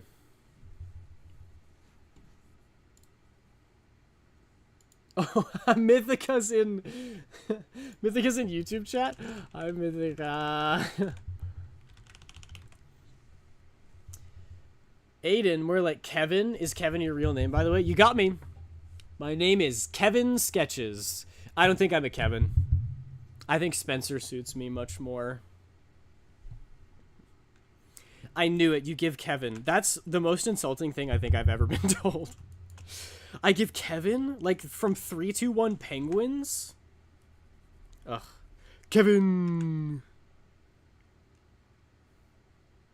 Oh, well. Nah, it's Sally. Sally is my name? I give Sally? I think Sally is probably the furthest name from me that I can actually imagine. I'm more of a Gertrude than I am a Sally. Kevin is best boy. I'm not sure if you've heard this before, but you look like an Aiden? Really?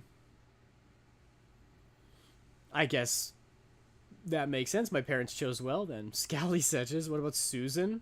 I'm more of a Susan than I am a Sally. Is this the spinning VTuber song? What on earth is the spinning VTuber song? This is Shino no ga Iwa by Fujikaze. Fujikaze is one of my favorite J-pop artists of all time. The spinning VTuber song. Oh, that's crazy.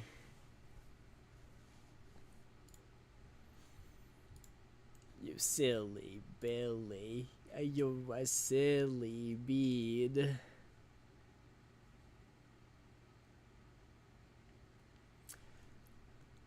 Alright, I guess we'll never know.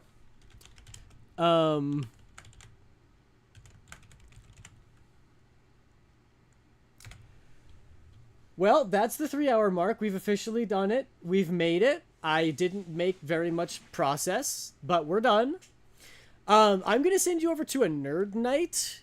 I did an art stream that was a raffle that Nerd Night was doing. And he is also a friend of Bean. And he's very nice. So everybody go show your support. Thank you all so much for watching. I hope you have a great night. Next stream is Sunday, and it's probably going to be another Stardew Sunday stream, so I hope to see you all there. Bye, everybody.